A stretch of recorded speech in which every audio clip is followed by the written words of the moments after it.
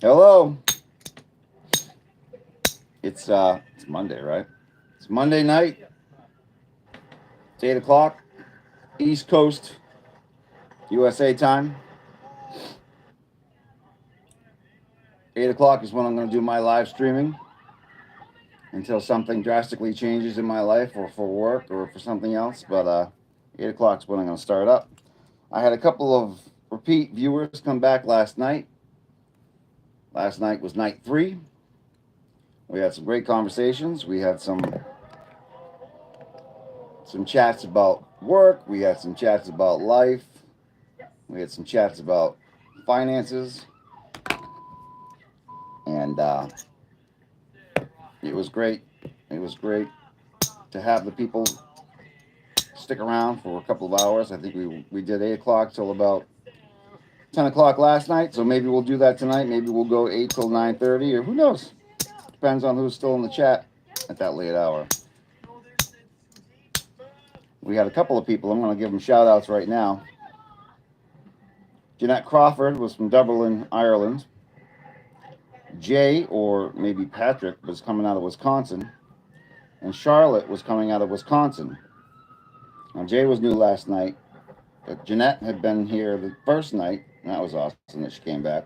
Charlotte was here the first night. She came back. We talked about Mohegan Sun, maybe bumping into each other over at the roulette tables. If you're not from the New England area, Mohegan Sun and Foxwoods are two of our main tourist gambling attractions. They're down in Connecticut, actually. So it's about an hour and a half drive for me. I'm in suburbia of Boston, Mass. I'm about 30 minutes up the road.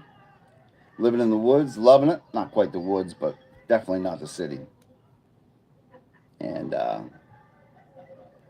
I love it. I've been here since probably 2015. Before that, I was in Weston, Mass, which is a very affluent town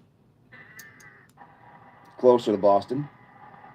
And before that, I was in Los Angeles for about 8 years.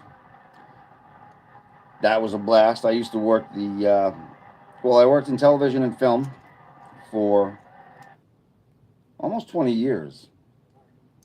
Started out in the award shows, then moved on to. Oh, you're saying hello now. Good evening, Zen Racing. Hello, Zen Racing. Andrea Moonihan. How are you? Kevin Melancon. Jake Paul want to fight you. I think you're a repeat from the other night.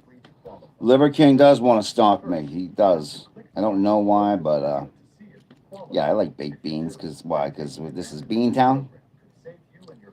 Can you name a plane for an edit? Name a plane? 747? That's a plane, right? I don't know if I'm up to date on my planes. 747? Isn't there such a thing as an Airbus?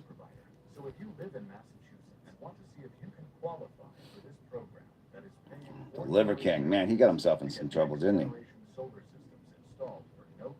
Shy Hulud. You look like you could be on the box of Smith Brothers cough drops. Smith Brothers cough drops. I don't exactly know what those are, but sure. 747. All right, thanks. Yeah. Tuesdays are made for tenders. Get 8 juicy original recipe tenders plus 4 sauces at KFC $10 Tuesdays. That's a tough name to call out. No Molestas Prague? Is it? Are you talking to me? Meanem? You mean mean? Me, myself, and I? And Irene? Jake Paul want to fight you. That's been around a couple of times now. 9 people. Welcome. Welcome. Tonight, I expect we're going to have a couple of repeat viewers check in. If you are a repeat viewer and you just haven't signed in yet, welcome back. I love that you're here. I don't have a big following, but to have a couple of repeat um, subscribers is pretty awesome. One was coming from Dublin, Ireland. She was super nice. We chatted for a while. Jay was coming out of Wisconsin. He hung out with us all night last night for the full duration. Charlotte came back for a second night. She's out of Connecticut. I was just talking about her when I was talking about the gambling and the casinos. So maybe we'll see them again. Abdulaziz Al Harbi. Hi. I am a chill guy, I'd like to think. John Horse. Hello from England. Hello, mate. How are you this evening or afternoon? I don't know my time zone, so I don't know exactly what time it is where you. What time is it in England? Right now it's 8 o'clock p.m. in Boston, Mass. So it's earlier as you go towards the west coast, so it's probably later when we go across the ocean. I'm going to assume it's probably midnight where you're at. Just reaching. Oh, I got it right? Nice. Abdulaziz. Thank you for pronouncing my name correctly. Saudi Arabia, where most of them do not choose it right. Yeah, I try and think about it, sound it out. AMB. If I had the skills, that would be a great profession to get into. I actually don't even have a tattoo at all myself. Not because I don't like tattoos or think negatively about them at all. I just know that the minute I get one, I'm going to go, why did I get that? I should have gotten something else.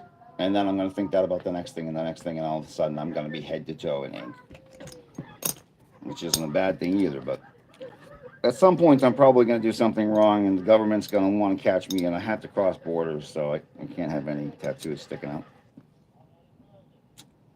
Hot, and it's 100. Oh, it's 10. It's 105.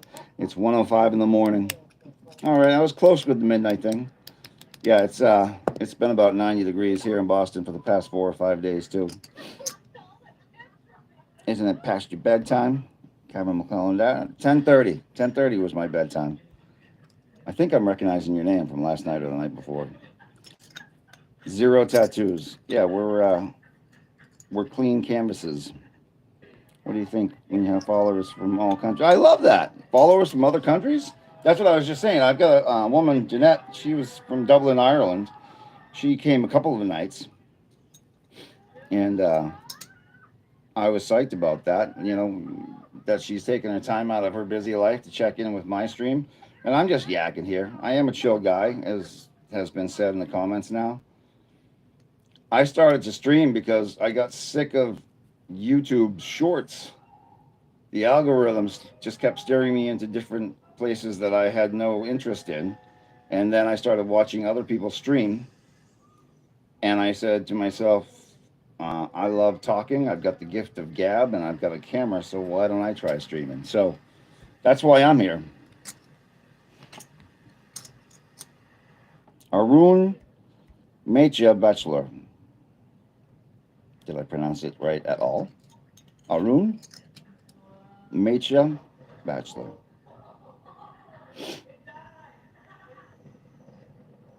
Grab the camera, please. For the edit, left hand, right?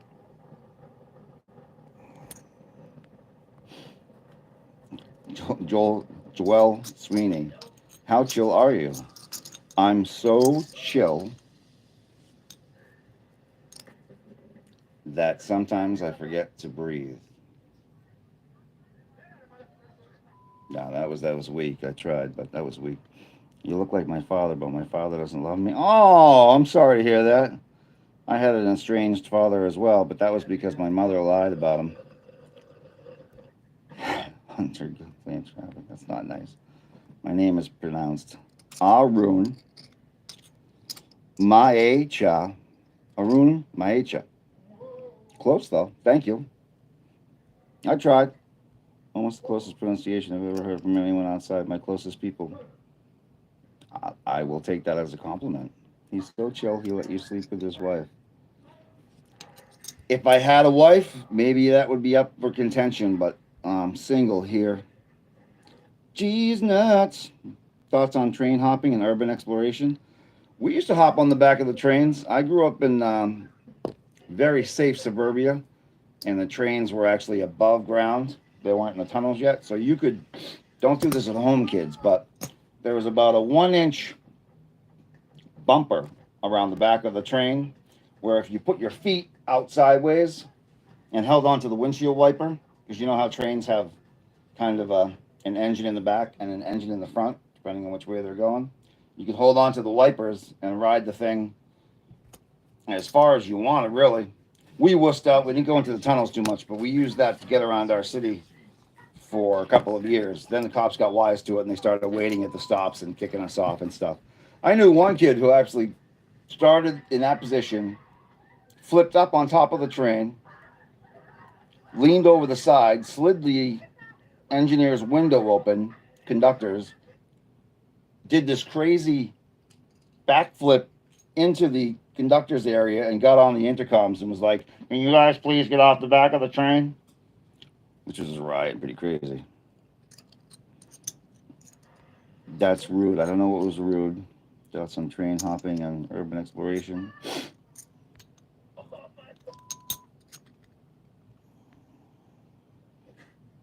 No, she was not raised by her family. Keep grinding. We're trying, man. We're trying. Again, I love talking, so if I can talk into a camera and have even one person there listening to me, I'm gonna keep doing it. You know, if we build a following, my name's Jeremiah, as you see it posted, but everybody calls me Jerry. So I might try and steal the Jerry from Jerry Springer. I don't care if you know it's that show's over with. So I'll try and take it. I lived near some ruins down in Belize, and I went into my little stretch of forest and found a new set of ruins that had been undiscovered. That's my urban exploration story. That's pretty awesome. You found undiscovered stuff. Now you need to like dig and see what's left behind. Joaquin Phoenix, that's a compliment. I appreciate that. Did you guys see the Joker? And what did you think about that if you did see it with Joaquin Phoenix? More like rural exploration. Right, totally. More like forest exploration. But if it was a city at one time, maybe it falls into the category of past urban exploration. Heard the second was terrible. I haven't heard anything about it, but damn, it should have been awesome. I wasn't totally jazzed on the first one until I saw it a few times, and then I kind of got into it. I thought he was pushing it a little bit, but then I realized it's campy. It's supposed to be. It's a superhero or an antithesis of a superhero, anti-hero movie. I don't know.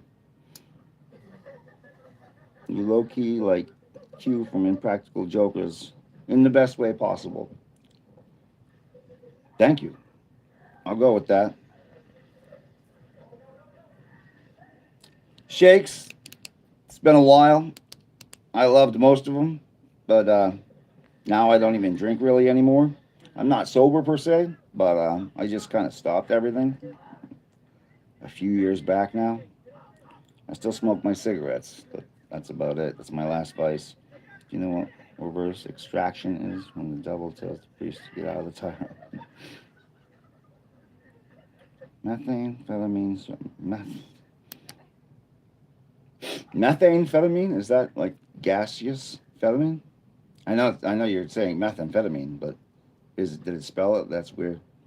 The fact that I'm watching Impractical Jokers.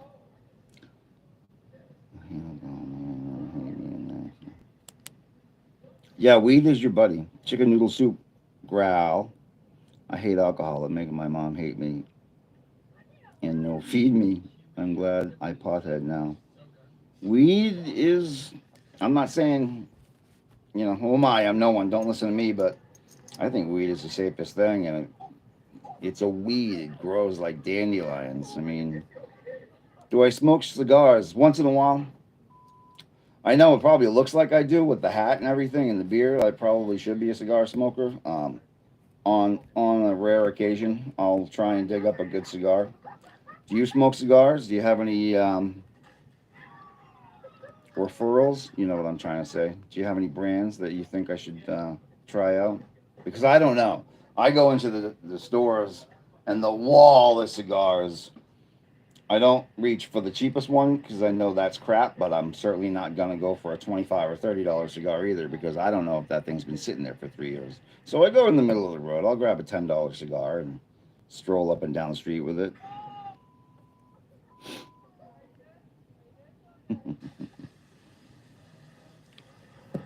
Cigars, shakes. That's a great name. Wait, how did you pronounce it again? You broke it down for me. I remember. Your mattress is so cozy. Details? I have the one Oh, that was that Arun. has That wasn't shakes. really nice Arun. really Maicha. it has cutting edge coziness, so no more restlessness. I use So it where is every night, everybody? so I'm in Boston. and with the We warm had one England. mattress, I sleep on a cloud. Every living form is designed for low resting. Shop Casper today. Abdulaziz. Al Harbi. Do you what reverse extraction is? When the devil tells the priest to get out the child. Oh, that's fucked up. That's a bit risque, but I get it. We had some stuff go on around Boston probably 10 or 20 years ago now. And a few churches were bulldozed when I got back from Los Angeles. Oh, thank you, Shakes. Rocky Patel, ALR Second Limited. Rocky, I'm writing this down. Patel, like the watch. ALR Second Limited. I'll actually try it out. Another very good cigar is by Olivia. It's called V. Very smooth cocoa and mellow hints of some coffee. It's by Olivia. Olivia. It's called V.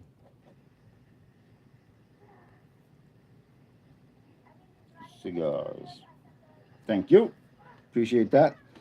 Shout out from North Korea. What's up, Wesley Pipes? And yes, Abdulaziz, you're from Saudi Arabia. Would you recommend me a cigar? Like, which ones have you smoked? I don't even remember the names of the ones I've smoked. I've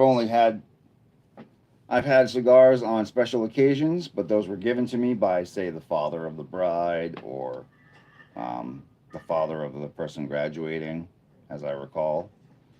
Um, and then on my own, I've only probably bought in my life 5 cigars. So I'm not even a cigar smoker, but I do enjoy the random cigar here and there.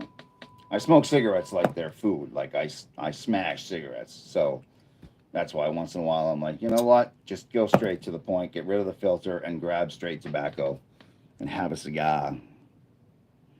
What do you call a dog without legs? Nothing, because it won't come anyway. That's an old one, but I forgot the punchline. What do you call a dog without legs? Nothing, because it won't come anyway.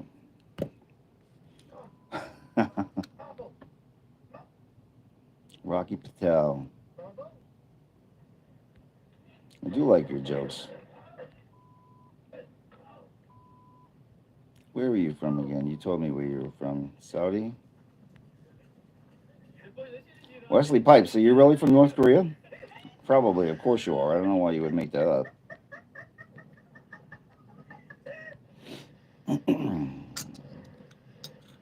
Yes, sir. Reporting for duty.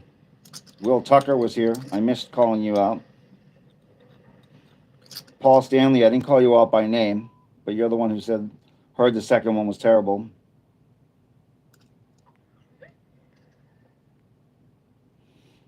Will Tucker, were you really watching Impractical Jokers at the time? Because that's a huge coincidence.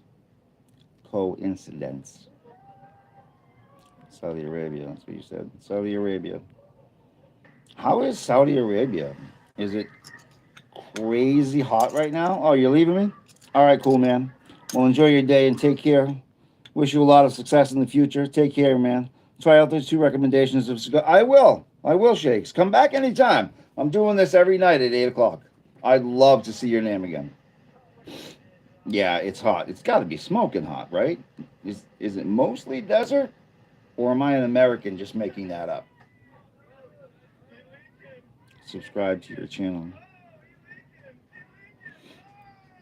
You subscribe to my channel? That would be awesome if you did that. I appreciate that. And any others out there, if you'd like to subscribe, that'd be great. I post shorts too. They're uh, they're my attempts at comedy. Some of them are just cutting from other shorts that I like that I think other people would get a kick out of. Things like that. I have 7,000 plus subscribers, so 7,000 people out there in the world got a kick out of something I made at some point. I won't tell you I get that many views. Some of my shorts get 100 views, and some of them get 10,000 views, so I never know which way it's going to go. No, we are civilized. I'm in Saudi Arabia for 24 years. I have not seen any desert or beauty. It's only a stereotype. That's kind of what I thought. So I won't apologize, but I have, uh, I have been taught now that it's a stereotype. Sorry about that. And Shake's got another one more. It's a bit expensive, but it's Cohiba. I know the name Cohiba, Siglo V, but this cigar is more baller type. Like if you have money to really spend. Well, if it's good, I mean, if it's worth it and it's not all dried up and cracked, still got life to it. Sure, it's worth it. It's worth it. All of my 7,000 subs are from Rhode Island.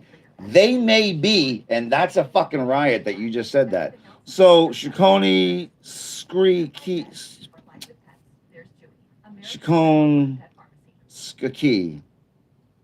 I'm butchering that call out. Sorry, but that's a riot.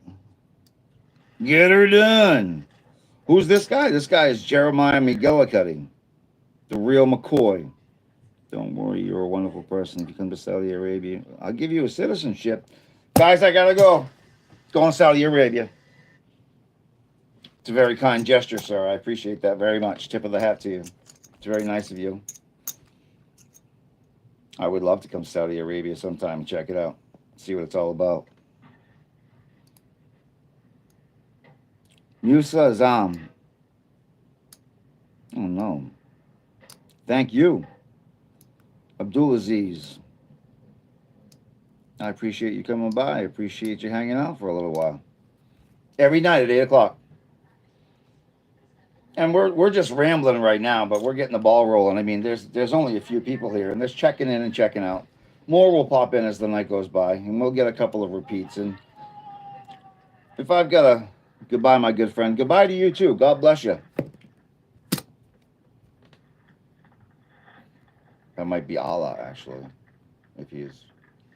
I don't know my world religions. I'm terrible. You know, I hate to generalize, but we Americans are not very worldly. Of course, that's generalizing. Of course, there are millions of Americans who are very worldly, very well traveled, very well spoken. But I just feel in other cultures know more about the rest of the world around them. We seem to, I don't know, be a bit sheltered. But that's just one man's opinion. Goodbye, my good friends. Goodbye and good night. I love the laughing faces. No one's a junk, but if you guys want to send me some money, that would be just the tits, the best thing in the world. I work a full time job, so I'm certainly not monetized. Like I said, this is only my fourth streaming night. Um, we'll see. We'll see where it goes. You can never even say you hope, but who knows? Um, we'll ramp it up as it goes along. I've got to figure out how to set up those things anyway. So, Panda King said hi. What's up, Panda King? Panda King. Why is it Panda King? Are you around pandas a lot? The only panda thing I know is Panda Express, which is food. aside from the animal. Do you like cute white boys? No. I like pandas. Well, there you go. That totally makes sense. Pandas are pretty docile bear, right? Or is a panda a marsupial? Do they have the pouch? I don't know why I'm thinking like that right now. Am I crazy? Or is it a panda a bear? Straight up bear? You tell me, Panda King. You're going to know better than me. So we already had some good people check in tonight. That's pretty awesome. I love it because people are just cruising the live streams. And for whatever reason, because I didn't send out any promotions or anything, you guys chose to stop here for a quick second. Maybe it's because I'm rambling and you're bored. That's fine. I'll ramble all night. Panda's a bear. Yeah, totally. I don't know where I was getting the marsupial thing from. Aren't pandas? No, no, no. I'm putting them in Australia. Pandas are in Asia. I know that. Um, yeah, I don't know why I was crossing my streams there. Steve Malayo, how are you? Malayo, right? Steve Malayo. I will let you feel my beard. Sure. Natme Port Middle Medallia. No, I put a Y on the end there. Port Medea, if it's a silent L. Medalla. Port Medalla. Natme Port Medalla. If you let me feel your beard, I will subscribe. Can you get it? He's coming in pretty thick. I like that the twists are getting out of my mouth. That's the worst thing when you're trying to eat something or drink something. Half your mustache goes down your face. I'm in his basement. Help me! Which country? Which country am I in? This is America. Yes, it is. It is pretty soft. So I'm glad you liked it. That's funny. I like that you just did that. Somebody offered me $100 to shave my beard the other night. If I had a way to receive the money, I would have shaved it. This thing will grow back in a month. Panda King says, "Nice hat, thank you. Tip of the hat to you." Oh yeah, it's not covering any bald spots either. Thank goodness. Knock on wood. I just have so much hair. I love it. Smash out of my way.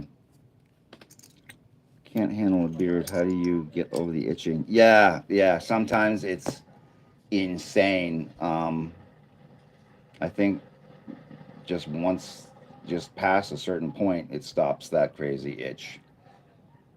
I'm trying to think back when did mine because a couple of times I did shave it because that drove me nuts. I can't keep the neck stuff going. That'll drive me nuts. But the face stuff, after a while, I think it just goes away. But this has been months. You know, you trim it and then it comes back thicker. And oh my God, your hair is so nice. My hair is slicked right now. I've got a lot of beard tamer in my actual hair. I guess I look like a greaser from the 50s. Daddy energy. Uh-oh. Chunkaroo. Same. I've tried a few times, just couldn't take it. Yeah, it's maddening. Can't wait to grow a beard. Looks so cool.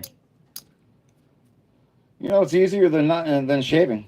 Just let it grow, let it grow, let it grow. Someone called me out the other day. I didn't notice. A good friend of mine asked me if I was dyeing my hair because my beard obviously is gray, but my hair isn't. And it looks like there's a cutoff right at my sideburns. I got embarrassed. I don't even know why, because I don't. I wouldn't color my hair. That would look weird to me. It would look obvious, and I wouldn't do it.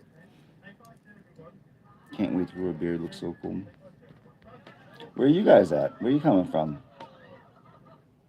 There he is, the Jster.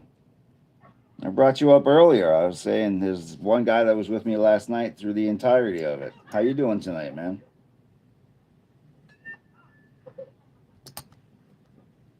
Panda Kings in America. Yep. you're wondering what I'm doing, I'm fiddling around with a couple of silver coins. I always need something in my hands, whether it's a pen and I'm writing, or a couple of coins, or who knows what. I need to be doing something with my hands. Yeah, Jay and I were talking about work last night for the majority of our conversation, but we got into farming and animals, and we both like Ford trucks as opposed to Chevys, and a few other things, few other subjects. Great to see you back, Jay. I hope you had a good day at work. My day went okay. That kid that always bothers me didn't bother me that much today. It's probably because I tried to steer away from him as much as possible, but that seemed to work. So, yay me! I put in my 8 and punched and left. What do you guys do for work out there? Chunkaroo, I am a machinist. I work with lathes all day and make parts for vacuum actuated wrists and hands that pick things up in factories and move them to other parts of the factory. We've all seen that robot arm that comes over and moves stuff in factories. Well, the place I work makes from the elbow down to the hand, and it's all vacuum actuated stuff. So it picks up giant boxes or it picks up little things. There's a whole world of um, things you can do with this stuff. Oh, Rams are the ones that usually break, but I don't know how old it is. I don't know what the engine went through, but Tittles the tortoise.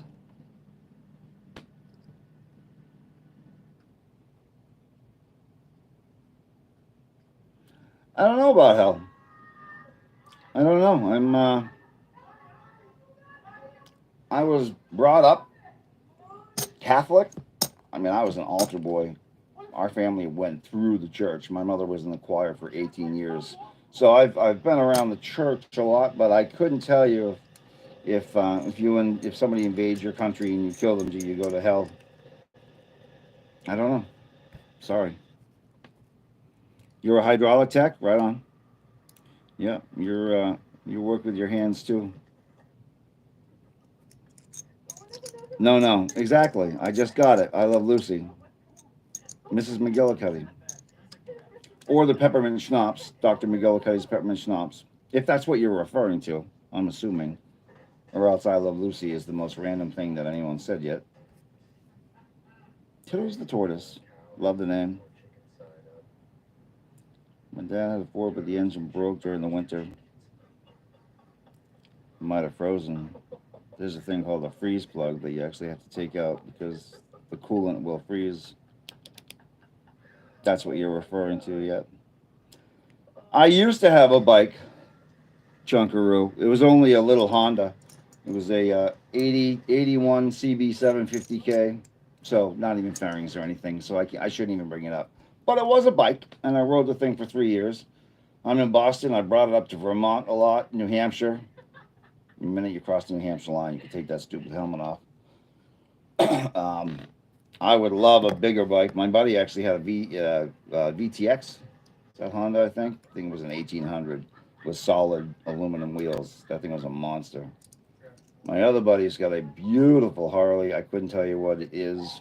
FXDL. I have no idea, but beautiful custom. Why you ride? You must. Junkaroo. What's your bike of pleasure?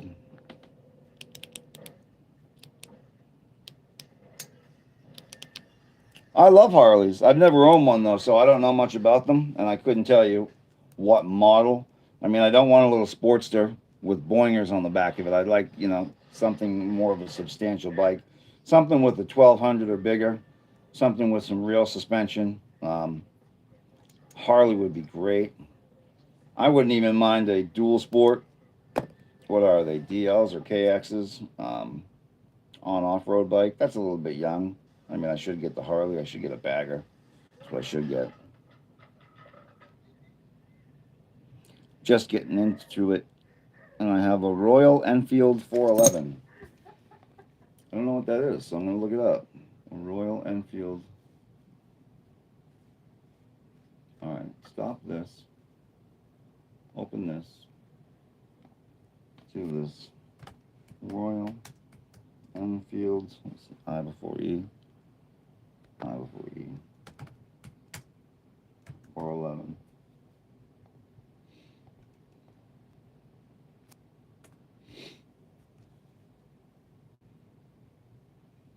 What? Oh, yeah, it's motorcycle. Himalayan. Huh. It's still a great buy. If you prefer a simpler, air cooled, mine was air cooled too, and budget friendly adventure bike, the Himalayan 411 remains a solid choice.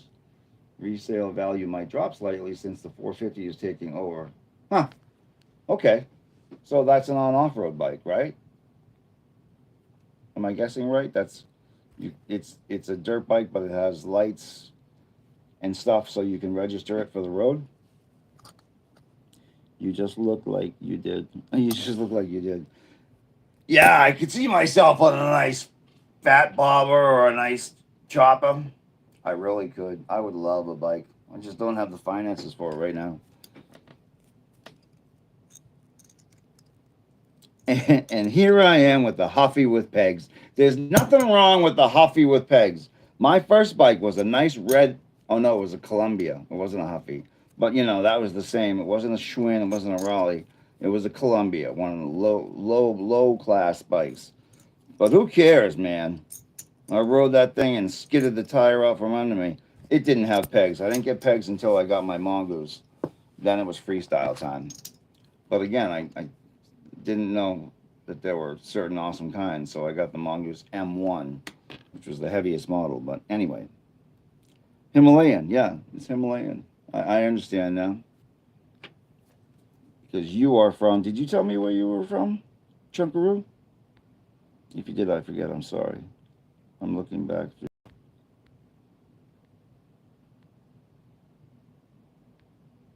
We talked about beard. We talked about beard. Chunkaroo. I don't think you told me where you were from, but I don't think it's America. Oh, upstate New York. Okay. Nice. I always wanted a Diamondback when younger. Too broke growing up, right? Isn't that? It's so sad because all your buddies have these shiny, I'm going to say $250 to $350 bikes, which when you look at it now isn't a lot of money, but obviously it just couldn't happen back then for whatever reason. My Mongoose was the cheapest one you could buy at the bike store, and it was probably $150 or something like that. So it was a name, it was a brand name, so I wasn't totally embarrassed, but I blew it when buying it. Like my best friend had the red line. I forget what number, but and then remember Harrows? Harrow was a big name back then because kids were racing bikes still. Like there was freestyling was coming into its own, but racing BMX was still a crazy thing. Son of Sammy Davis, we need to study the Loch Ness to find out if there's a monster in it or upstate New York. Yeah, I had a Huffy. I rode the wheels off that thing. Yep, yep. What year are the coins? Oh, these are 25s, I think. No, sorry, these are 21s. I bought a few silver coins, and they're in collectors, and in a collectible state. They're all in packages and stuff. A few of them have been certified, but most of them are just still in the packaging. And those are nice, and those are tucked away. But I wanted something that I could smash around and hear that beautiful tink, tink.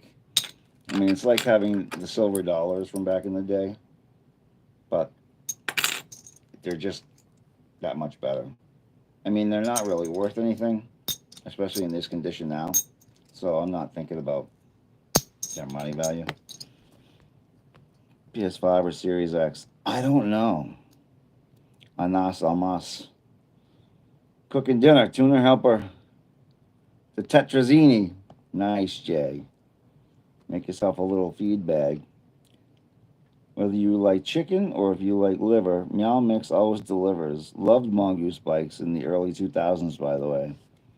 Yeah, my mongoose was, let's see, when I was probably in sixth grade, which I'm going to say was like, so I was born in 74, so I was 10 in 84. So 85 or 86 is when I got my mongoose. And then 87, I'm not going to bore you with the whole story, but I went to California to visit my godmother and her son and her husband and the other son, but really it was the two of them. And I had this long bushy hair when I went out to California, but her son David was a Marine or a new recruit, and he took me one day and he was getting a flat top and he said, "Do you want to get a flat top with me?" And I was like, "Sure," because I'd been kind of on mommy's boy. That's why I had really long hair. Again, you're 13 years old, you're still listening to mom. Got the flat top, came back from California. It was a whole different world. Girls started acknowledging me at all, and I figured out what cool was and what wasn't cool finally because I had no idea. I was like an ugly duckling until I was about 14 years old. But the late bloomer, man, I exploded onto the scene. I have both best 1400 USD ever spent. I have both best 1400 US dollars ever spent. I'm a little confused on that. Is it Anas? Almas? That's like a great rhythmic name. Anas Almas. I have both best 1400 USD ever spent. The best money? What's my favorite modern military plane?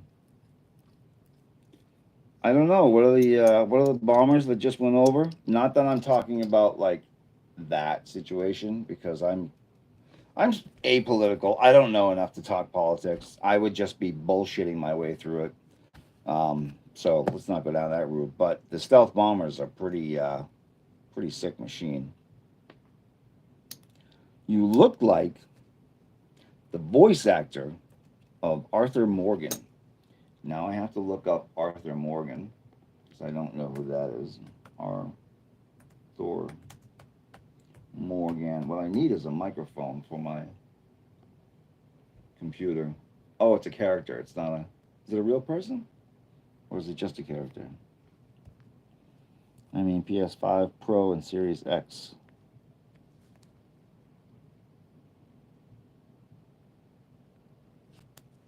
Or the fighters are pretty awesome too. I mean, my memory goes to like F-16s, but those are antiques, right? What are they now? F-15? What's the newest fighter jet in U.S.? The F-47, a sixth generation aircraft currently under development by Boeing as part of the Air Force's Next Generation Air Dominance NGAD program. It is designed to replace the F 22 Raptor and is expected to field around 2030. Oh, you know what? My favorite? Well, it's not an airplane, but what's the US's best attack helicopter? The AH 64 Apache. That's what my answer would be. It's not a plane, it's a helicopter. F 117 Nighthawk. I'll check that out. Oh, come on. Get out of the way. The F 117 Nighthawk. Kitty Hawk. Lockheed. Oh, that thing's sick. Yeah, it's got all the stealth to it.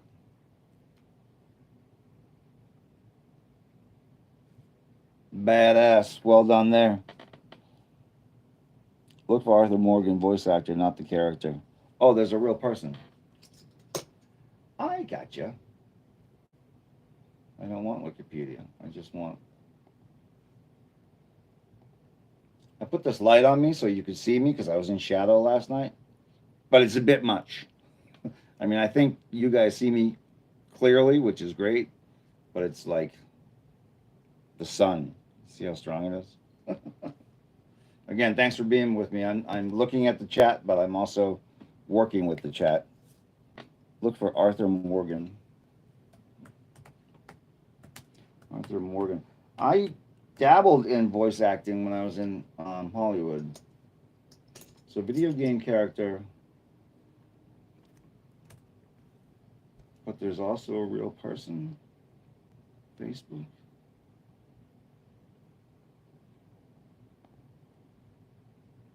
Arthur Morgan, Red Dead Wiki, fandom.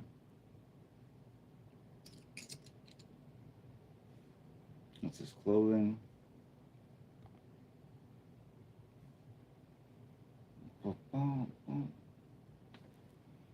Interesting details. He's like a manly man. He looks like he's Australian. That's why I'm doing the accent. I have no idea. But he's got a whip and big guns.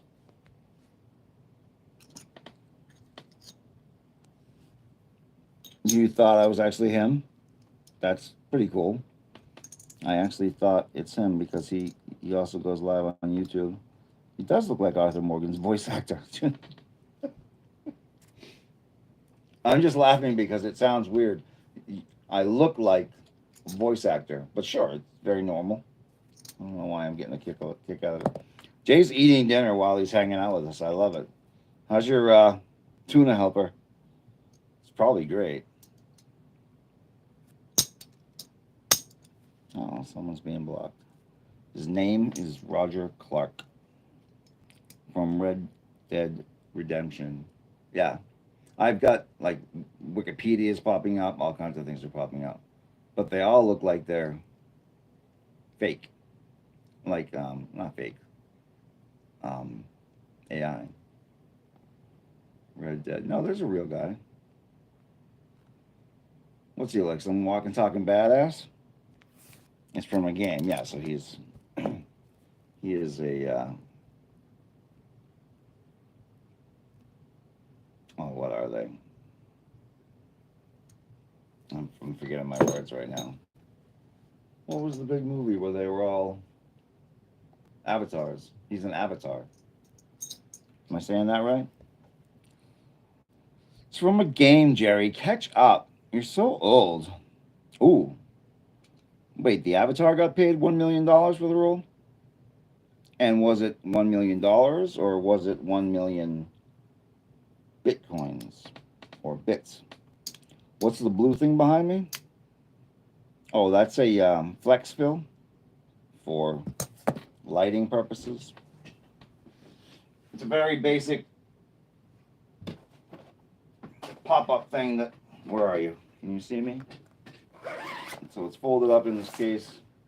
Oh, there's my Frisbee as well. Remember these things? They go forever. So it pops open and you can fill, say I'm the character and somebody else is holding this and they're trying to put light on my face from underneath. Of course, the camera only sees from my chest up, so you wouldn't see this thing. One side's white. It's very dirty now, but and the other side's gold. So you can put light under people's faces and on people where there's shadowing. I worked in film and television for a while, so I've got pieces of production all around. I've got a couple of lights up there ahead of me that used to be used on this old house. I took them because they're so damn dangerous that somebody was going to get zapped and kill themselves. At least that's my reason for it.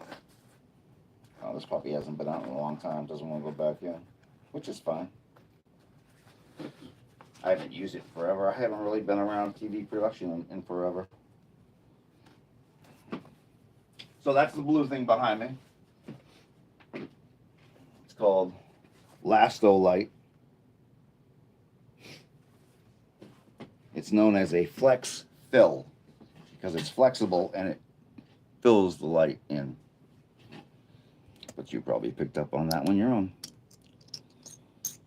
Boom. The game made $1.7 billion for Rockstar. You know, my ex girlfriend out in LA got into the gaming world at just the right time. And what does she do for the gaming world? Well, she doesn't create the games and she doesn't do any publicity for the games.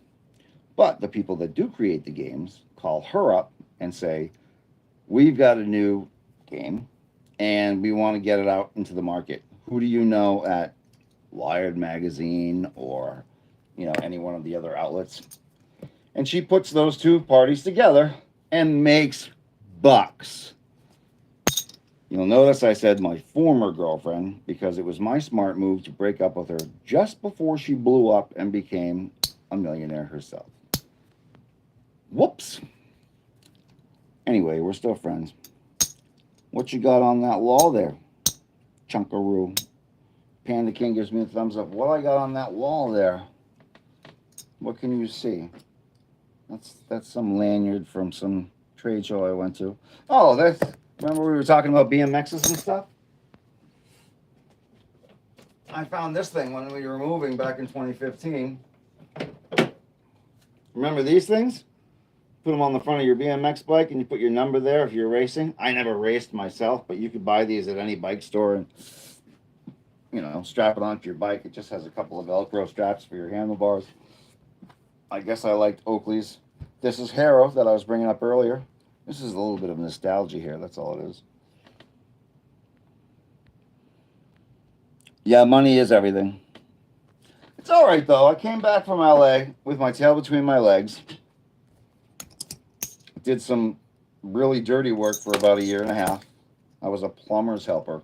I went from working on sets in Hollywood to being wrist deep in main drains in people's homes. That's what you call some humbling right there. I've been humbled. But then sucker.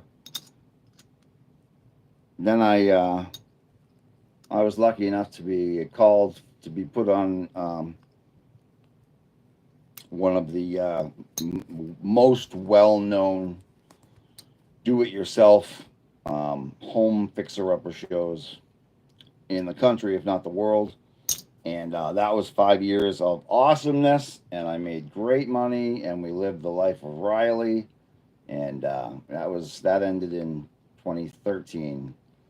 So after 2013, I did a lot of freelance camera work around Boston. There's a lot of conventions that go on, so a lot of the work is talking heads.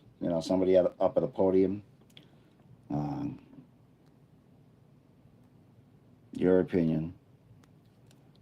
I'm not touching that one. This isn't. This ain't that channel. This is just the mellow channel where we yak at each other about work and things that we like and dislike. What was I yakking about? Some nonsense, probably. Oh yeah, work.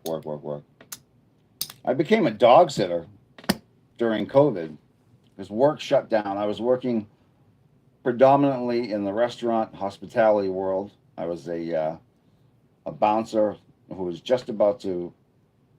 I was going to have my first day of manager training when we closed down for COVID, so that went away. So I had always kind of thought about doing the dog sitting thing because I love dogs. It seems super chill. You make money to hang out with dogs.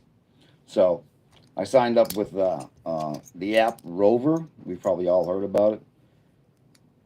And it's crazy because a lot of people got dogs during COVID. And so they didn't realize that they had to take care of this dog 24 hours a day. So I got a lot of work there. And then when they went back to work, I got even more work because people were like, well, what am I going to do with the dog now? Put him in a kennel all day? No, you call Jerry, and Jerry comes and hangs out with the dog, make sure the dog gets his meds and is fed, and everything's good. I've been missing a lot of chat. I got stuck. I'm sorry. The socks with strings. The socks with strings? Sucker. Come on, man. Your opinion. What you doing, Dark Red 101? We're just talking here. We're just hanging out. And not so much. That's not an opinion, bro. It's a fact. You literally. Okay. Let's. Well, you can do whatever you want. Sorry, I'm an Iraqi religion destroyed my life. I get angry. Yeah, that's why we never talk about politics or religion. They always get you in trouble. You absolutely love shepherds? Absolutely. Shepherds are a beautiful breed. You know what I got into, which is going to sound weird? One of my clients who turned into a great friend of mine had a standard size poodle, which I never would have thought is an awesome dog, but I started calling or referring to this dog as the training dog because I could bring that dog around other dogs to show the other dogs how to act correctly, if you know what I mean. Because they would follow his lead because he was so mellow, but he was bigger. He was just dominant when he showed up. So he'd be the alpha every time. Shepherds are beautiful mix. Not a mix, excuse me, a beautiful breed. Never ever. Golden retrievers are cute. They're extremely loyal, but they need your attention at all times. Jay, what's never ever? I want to make sure I'm answering you because you came back. Alpha energy. Yeah. You know dogs. The youngest and smallest dog could be the alpha if it's putting off the right energy. Here you have a chihuahua. I found her on the road going to hunt shrooms. That's awesome, dude. That's how I got my dog out in LA. The girlfriend I was just talking about and I were talking about getting a dog. We hadn't done any looking or anything yet, but so I go over to my buddy Bobby's house, and he kind of lived with like 6 or 7 other dudes. It was kind of a fraternity house. They weren't going to school or anything, but it's just a bunch of dudes. It was party all the time, and he brings me in. He goes, check this out. The neighbor kids stole this dog from her litter. They wanted to bring it home, but their parents said they couldn't, so they're giving it to us. And lo and behold, they show me this tiny little 2 pound, pink bellied, way too young to be weaned already dog. And I looked at him and I was like, dude, if it doesn't pan out here, let me know first. That's all I'm saying. Because we were just starting to look for a dog. He knew the girlfriend too. It's a small world out there. Anyway, 2 days later, I get the call. And Lady Mcgillicuddy, I named her Lady because she looked like Lady in the Tramp with the long ears. She lived for 16 long and happy years. Yeah, you never ever talk about religion or politics. It's just people are so divided. If you have a golden retriever, you have 2 jobs. Exactly. You're constantly you have to be constant attention. My mini Aussie Shepherd checks my German Shepherds that's 3 times her size. Right. A mini Aussie Shepherd. That's awesome. I gotta look that up. Is it an Australian cattle herding dog? Or they're different? Because those, in my experience, have kind of an attitude. Um, but maybe they're great to their owners. Aussie Shepherd. Hmm. Aussie Shepherd mix. Oh, right on. With the nice coloring. Aussie Doodle? No. Aussie Door? Mini Aussie Shepherd. Yeah. That's like Aussie Shepherd and German Shepherd. German Shepherd mix. The coat type and temperament depending on other. I want to read on it. German Australian Shepherd. Australian Shepherd and German Shepherd. A larger mix with a strong work ethic and protective nature.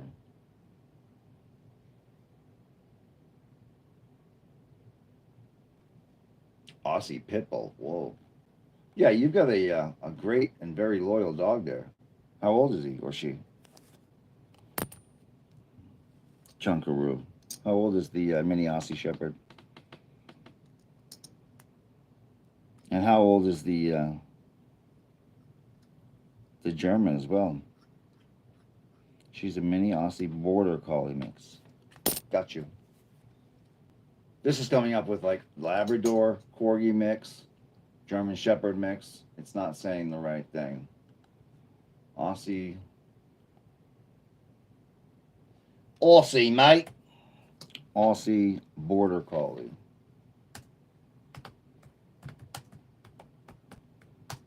Mix. Border Aussie, known as the Australian or Aussie Collie, is a mixed breed dog resulting from the crossbreeding of a Border Collie and an Australian Shepherd. These dogs are known for their high energy levels, intelligence, and strong herding instincts, inheriting traits from both parent breeds. Nice. Medium size, typically 50 to 30 to 55 pounds. Oh, they get a double coat. Temperament, energetic, intelligent, playful, loyal, and adaptable. That's awesome. So you've got a very smart dog there, huh? Yeah. 3 years old. Chunkaroo, 5 is the German. So they're still young. You've got plenty of years with them. She's got big blue eyes, I bet. It's gorgeous. Aussie Shepherds are awesome. Yeah, it seems as though they are. I mean, they look awesome, but then you read up on them and they've got a high level of intelligence, which is the girl I was just talking about, the dog lady. I used to snap and point, and she'd sit, and she wasn't trained to do that. She was awesome. One of my favorite breeds. Yeah, they need to work, exactly. You've got to keep them busy. They don't want to be loafing around the apartment, stuck, doing nothing. We all need to work, though, don't we? I hate to say it. Jay, if you had all the money, if you were liquid, wouldn't you still want to do something like not like what we do now, but some sort of work during your days? She vibrates when she's sleeping. Yeah, right? Like we'd lose our minds if we were stagnant. I would. I'm a fucking busybody. Would still work somehow, yeah. We'd call it a hobby at that point, but it would still be something that we were responsible for and that had a resolution or an outcome to it, whatever it may be. I was trying to explain to my general manager, who's a good guy, a friend of mine at work today, what you said you did for I remember the company. I'm just spacing on the name of it for the tequila guys, and it was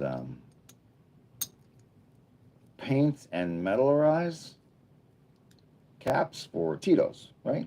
Tito's. Tito's vodka. Yep. I don't mind hand painting stuff at work. Ah, that's pretty cool that people still do that.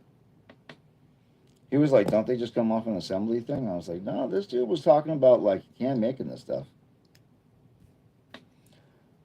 I just said Tito's in a very strange way and raised my voice. One of my best friends was named Tito. I say was, he passed away back in, I don't know, '06, '07. I should know, but '06 or '07. His name was Dante, but we called him Tito. Tito. And we, his other friends, were the Banditos. We stole the Pearl Jam flag off of the Boston Garden one night after the show. We were all tripping our nuts off. And they were building the new Boston Garden next to the old one. So there was scaffolding all up the new one. So he snuck behind the fence, went up the new one, and somehow crossed over to the old one. Stole this 30-foot by 20-foot Pearl Jam flag, folded it all up, stuffed it in his jacket, came back down. We jumped on the train, bumped into friends that were at the show. It was a whole thing. We actually got on to our rock and roll station, BCN, to negotiate returning the flag to Pearl Jam for a little bit of airtime. We were just teenagers, you know. GR 33 kilometers, 7th one over. Hi. I'm good. How are you? And welcome. Welcome to my stream. I run a huge assembly line making the caps. I make roughly 50,000. 50,000 in 8 hours? Okay. I was picturing a small room. I think you said you worked alone. I was picturing a smaller business setup. That's a huge amount. That's how much people drink. Yikes. Chunkaroo, change profile to a pic of her. Your dog. That's a few of my profiles are of dogs that I have grown to love. Because why wouldn't you?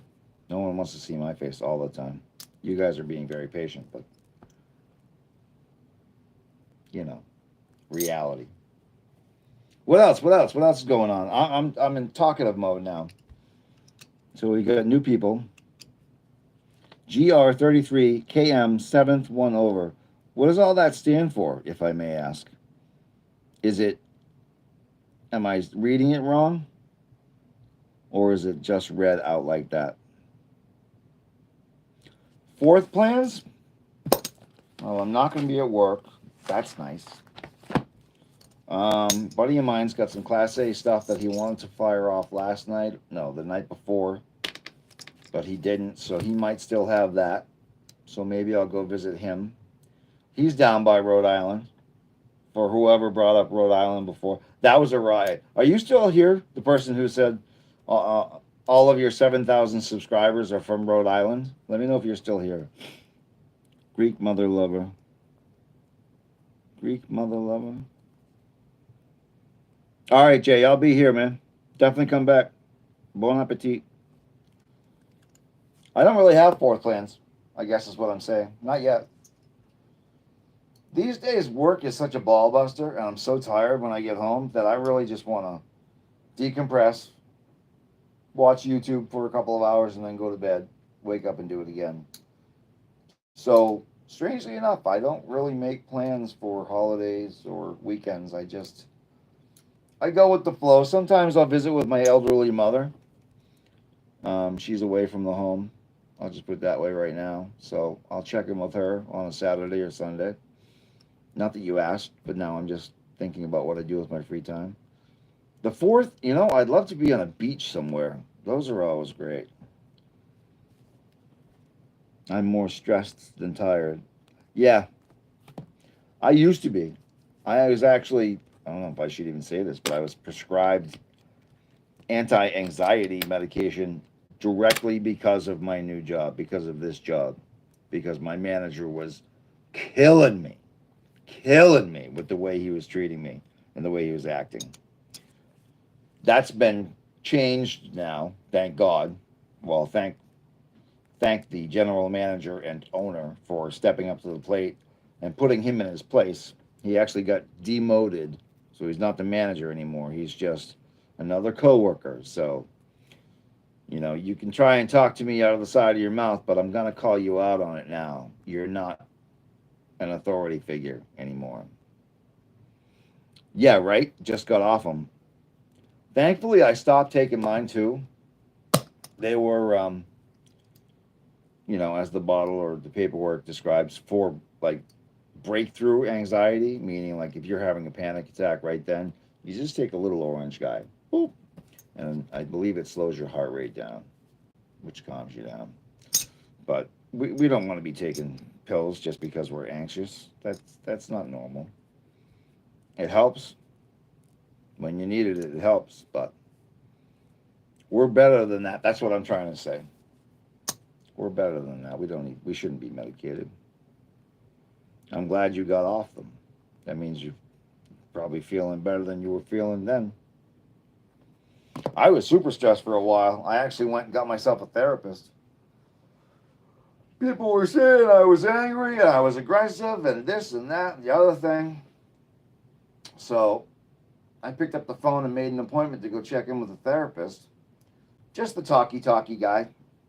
And see if they saw anything in my mannerisms that would, call out bipolarism or manic depression or anything like that.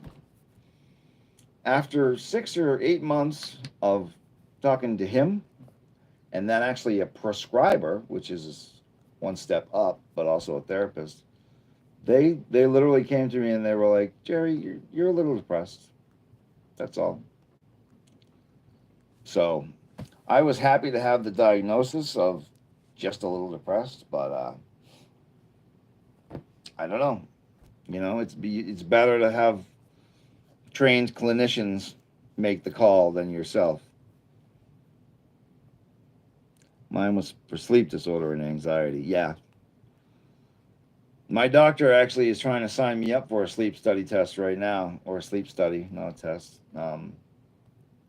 We did this quick. I got a new primary care doctor, so we were going over my stuff just last week, I think, and he brought up apnea, sleep apnea, and I said I probably do. I know I've been told by girlfriends that I snore crazily when I sleep, and he did this quick test that if you got 8 points out of 8, there was a high risk that you have sleep apnea. I got 8 out of 8, of course, and so I'm probably starving of oxygen while I'm sleeping. Same with you. Same with the anger here. Yeah, I'm not going to get into it, but I was actually told by the court that I had to go to anger management recently, and I went, and it was embarrassing and it was humiliating, but at the same time, there were Zoom meetings, so you saw 8 or 10 other people who were just like you, who went a bit too far over the line and pissed off someone so much that your ass ended up in court. So you didn't handle something the right way. That's what I chalked it up to.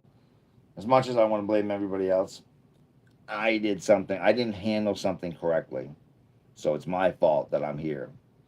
That's my mature way of saying, wow, anger management sucks.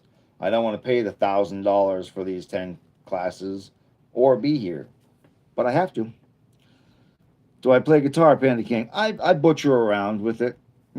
That's the thing's hanging up there. I think it's got a wrong edge bay. E, D, G, B, E. It's a 5 string, right? No, it's a 6 string. E, A. E, A, D, G, B, E. That's how I remember the strings. I think I broke the G and put another D string there, so my guitar is stringed or strung. E, A, D, D, B, E. And I just tuned that string to the normal tuning. I just find myself getting angry at small things. Edge bay, exactly. Yeah, the smallest of things will set you off. You're not asking my opinion, but you are bringing it up, and we are talking. So I'll throw my 2 cents at you, or my 2 bits. Um, we're getting older now, so us freaking out and breaking something, or even screaming at others, doesn't fly anymore. People see it as being crazy. All of a sudden, you're crazy. You're out of control. You're a crazy person, and you don't want that. You don't want people spreading the word that you're crazy. Um, so remember that when you're about to blow your stack. Just remember that Jerry McGillicuddy said, take a couple of breaths. And people don't tell you why you're supposed to take a couple of breaths. That oxygen that you're bringing in is metaphysically calming your body down. Just as the carbon dioxide that you exhale, if you hold on to it longer, will do certain things to your physiology. I'm reaching with my grammar here, my vocab, but everyone's like, take a few breaths, calm down. They should say, take a few breaths. The oxygen is going to naturally bring you to a higher state of consciousness and of calmness. So then you can see things more clearly and realize that you're about to punch the wall and get fired. And we don't want that, because then we lose our income and then we get more mad. Edge Bay, I prefer your opinion. I'm You're 34 with 3 kids. Wow! Got your hands full. Good for you. Having a strong family, that's great. But I'm sure there are some seriously stressful times. You've got 3 kids who don't know the world around them yet. I don't know how old they are, but. And I don't have kids, so let me just say that right now. I can't speak from experience, but I don't know if I'd have the patience to have 3 kids. I'd be putting them on their mother a lot more. Yeah, you take care of this. You do this. But that's the problem, isn't it? We get too angry too quickly. The point of it all, I mean, life is nothing really does matter. Nothing we do matters that much. Maybe you want your name in the history books. Either you're that person or you want to experience everything for yourself in a holistic, natural way. Then there's that person. So either you want everyone to love you or you want to love yourself tremendously. Because nobody knows what's at the end of the road. You can't tell me what's going to happen once I pass away. I'm not going to get into what I think might happen. I have no idea. We have no idea. So to be pissed off all the time is a waste of your time. You're wasting your own time. Forget about what other people think. Start thinking about yourself. Do you want to be mad? No, nobody wants to be mad. That's stupid. It's a waste of your energy. So somehow you got to click out of it and go, that random guy the other night with the hat was talking out of his ass about take a couple of breaths and calm down. You have to now, especially if you're responsible for 3 kids. You can't be going to court catching restraining orders and things like that. Panda King, 14 with 0 kids. I'm 51 with 0 kids, so you and I are in the same boat. Freaking crazy around here. 2 autistic daughters, 5 and 8, and a son that's 10. 2 autistic daughters. That's a handful. That's a handful. I'm not gonna lie. My problem is I try to make everyone else happy. Yeah, yeah. I did too. And I it worked. It worked for the longest time. I was Jeremiah song and dance. Yep, da da da da. And I always explained it to everybody and thought I was so cool saying, I do it because if they're happy, then I'm happy. But really, it's exhausting. Not everybody wants you in their face all the time trying to make them happy. That was a big lesson for me. One of my friends had to look up from his sandwich one day when we went to lunch because I came over and I was talking at him. But I was talking at him in the truck. I was talking at him on the job site. And he looks up from his sub and he's holding his paper and he's like, I just want to sit down and eat. And I knew exactly what he meant. Give me some fucking space, bro. So these days, I don't offer my opinion with everything. I will here because the channel's named my name. You're looking at me, so this is my opinion and I'm sticking with it. But the anger thing, I did it for years. I broke a bunch of stuff. I broke my hand punching the refrigerator. That was embarrassing, and I had to go to work with it. I had to blame it on work, if you know what I mean, which worked, but my hand was swollen like crazy. That hurt and was embarrassing. You can't explain that one away. You can't say, oh, I slipped and the basket I was pushing pinched my hand between it and the wall and I broke my pinky. No, you punched something. You're an idiot. Yeah. Burns you out. Yeah. It exhausts you. Then you've got nothing left in the tank to hang out with your beautiful kids. I mean, autism is a crazy thing. I don't know how introverted they are or not. And we probably can't get into that in this chat, but I bet they have some super fine qualities that are going to help them get through life on their own. Because I think most autistic people have problems interacting with others and have a different way of thinking, but they latch onto things and are diligent in fixing and figuring out issues and problems and responsibilities as well. But I don't know. I'm not a doctor, but yeah, man, breathe and remember that you got friends out here. You come back and hang out every night with me, and you can blow off steam here, because I'm not going to judge you for a fucking second. You say whatever you want to say. God damn it, I just want to smash everybody around me. I want to smash my car into a wall. Okay, say it. Say it out loud, and then just don't do it. Because you don't really want to do it, because then you get in trouble, and nobody wants to be in trouble. Nobody wants to be in trouble. Nonverbal have pica, but are sticklers for perfection and stuff they do. Yeah, sticklers for perfection. I've heard that time and time again. Nonverbal though, both. You said you had two, right? Yeah, both are nonverbal. And the son feels overburdened because you probably put a lot of responsibility on him. Hey, watch out for your daughters. Make sure they're safe. All that stuff. Because he's the brother. He's the older brother. So he's growing up in a very stressful environment as well. If I may, I'm not trying to be in your world. Yeah, they're both nonverbal. Wow, you should you should reach out, or maybe you have, and try and find help in your community, like in the ways of where I went to therapy. That's called oh my god, I'm forgetting the name of the parent company right now, but it'll come to me in a second. But you should reach out to someone like that, even if you're not feeling super angry. You've got a lot on your plate, and nobody would judge you for getting frustrated. Nobody. So he gets jealous a lot. Yeah, because they get the attention because they have to. You have to be on top of them at all times. Let me just check in with new people here. Chunkaroo, I'm still with you, brother. Ronald, make hot food. We learn. Panda King, I'm gonna head off to bed. Nice talking with you guys. Hey, you too. Every night at 8 o'clock. I love repeats, so definitely come by.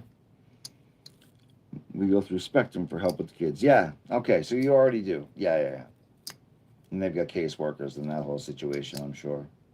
Which is another stress for you because now you've got someone looking into your privacy, into your home, into your records, into your everything. I know this one. My mother has a social worker now. She's 90 years old. She weighs 65 pounds. So I'm glad she does have a representative, so to speak. But once the government gets involved, they say what goes on and what doesn't go on. It's over for you. You're not making the call anymore.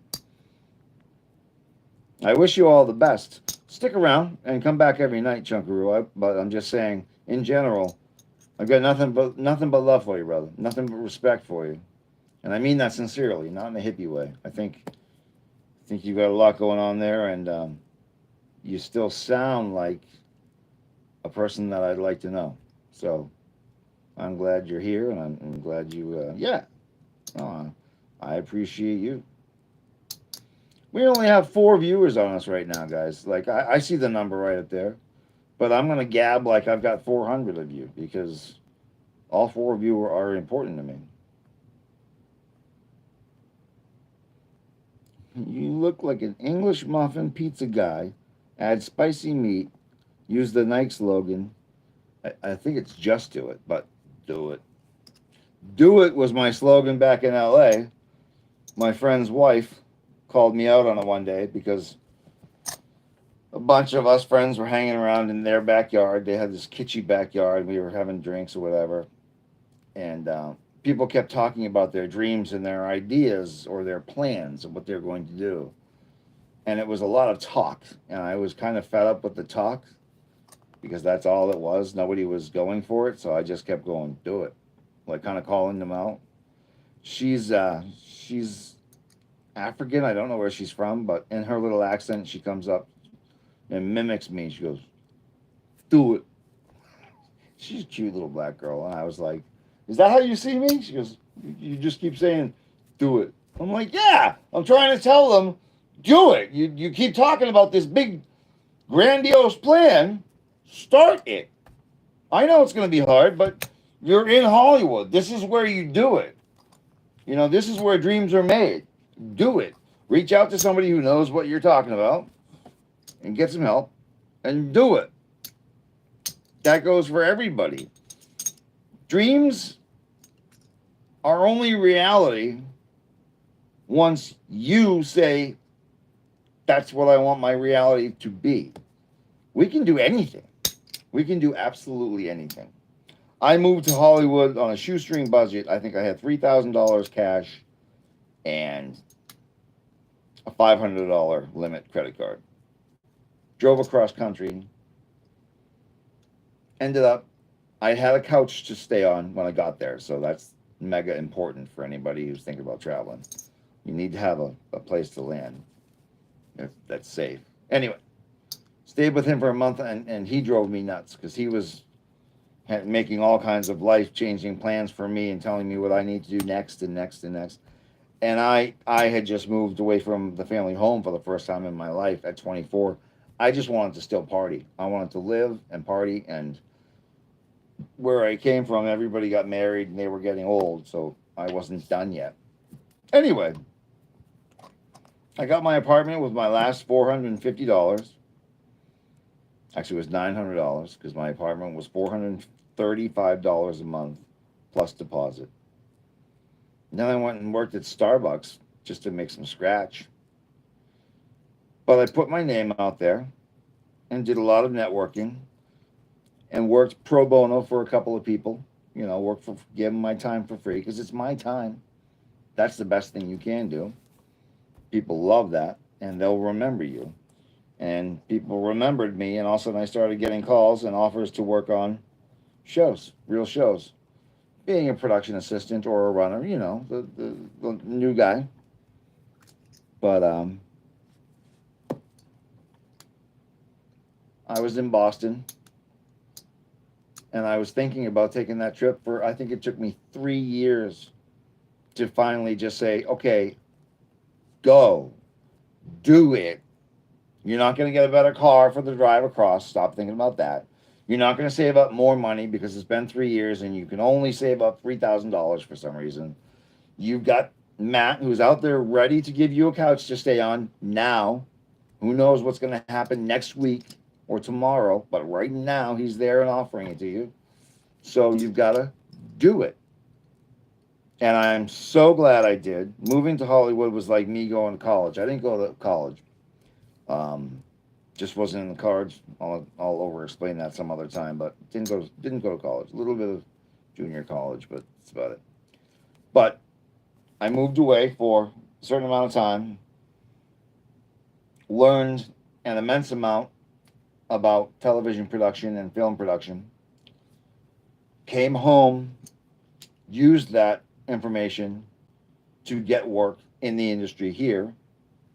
So I see like my time there as being an extended trip to school or college. I loved Hollywood, man. I ate it up. I worked for the award shows for the first 3 years I was there. So the Emmys, the Oscars, the Grammys, the Latin Grammys, all of them, because they're all produced by the same company. Um,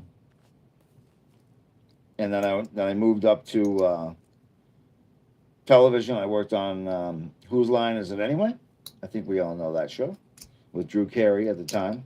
So this was back in 2002, 2003. um, and then I said to myself, you know what? You're doing really great here, but what you really want to do is be out on the set, be where they're filming. Because I was kind of working in the office aspect of it, and I'm not really an office kind of guy. I want to be in the mix where it's happening.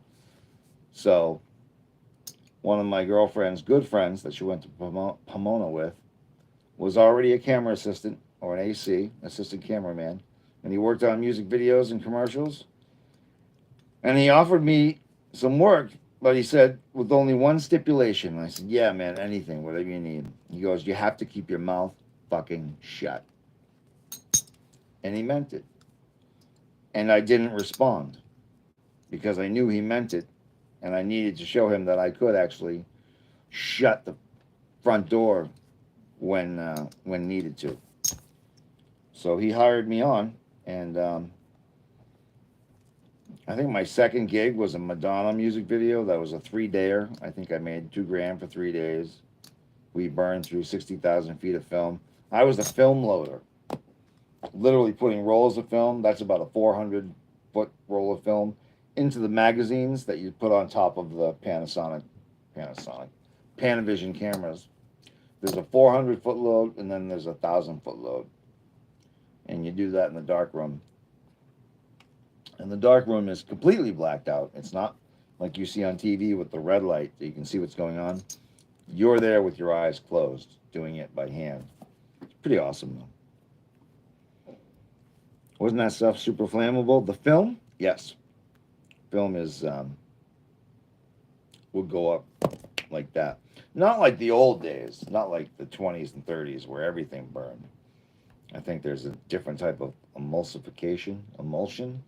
I think it's just emulsion on the film now. But yeah, it'll still burn up quick.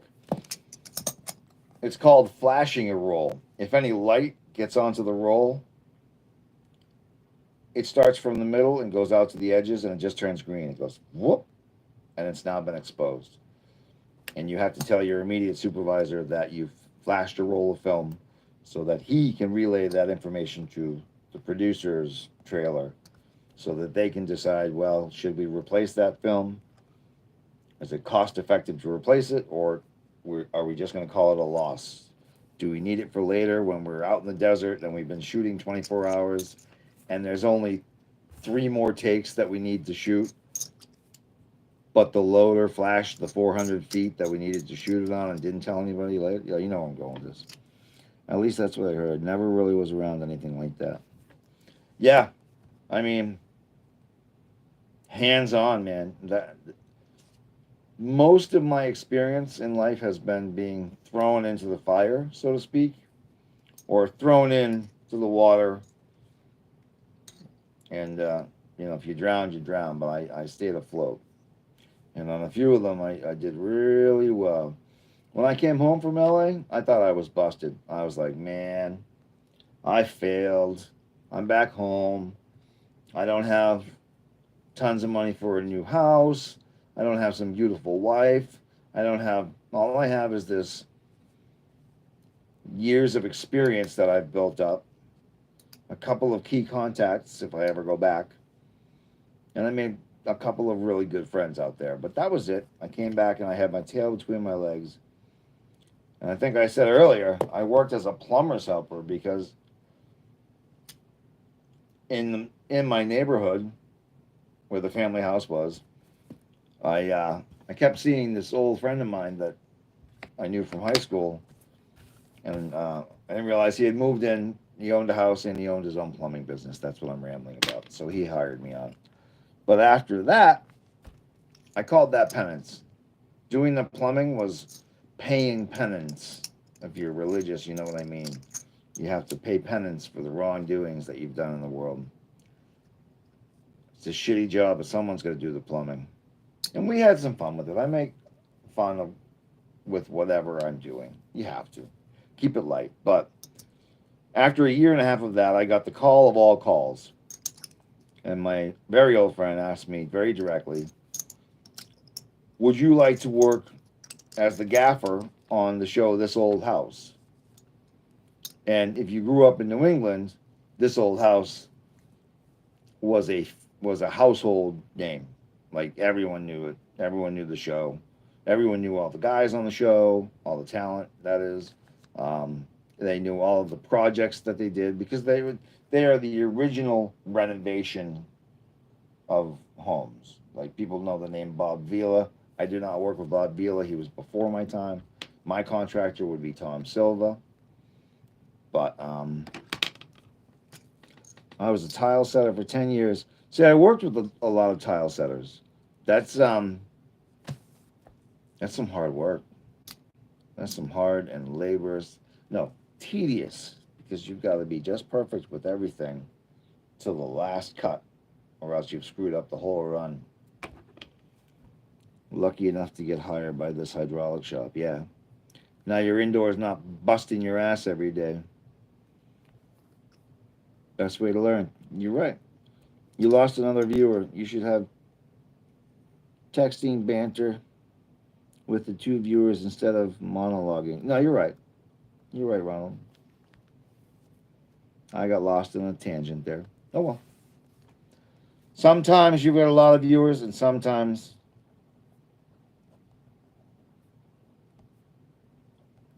you don't. What am I going to do? We're down to 1. Chuckaroo, it's you and me. You're in air conditioning now. HVAC. You'll always have work.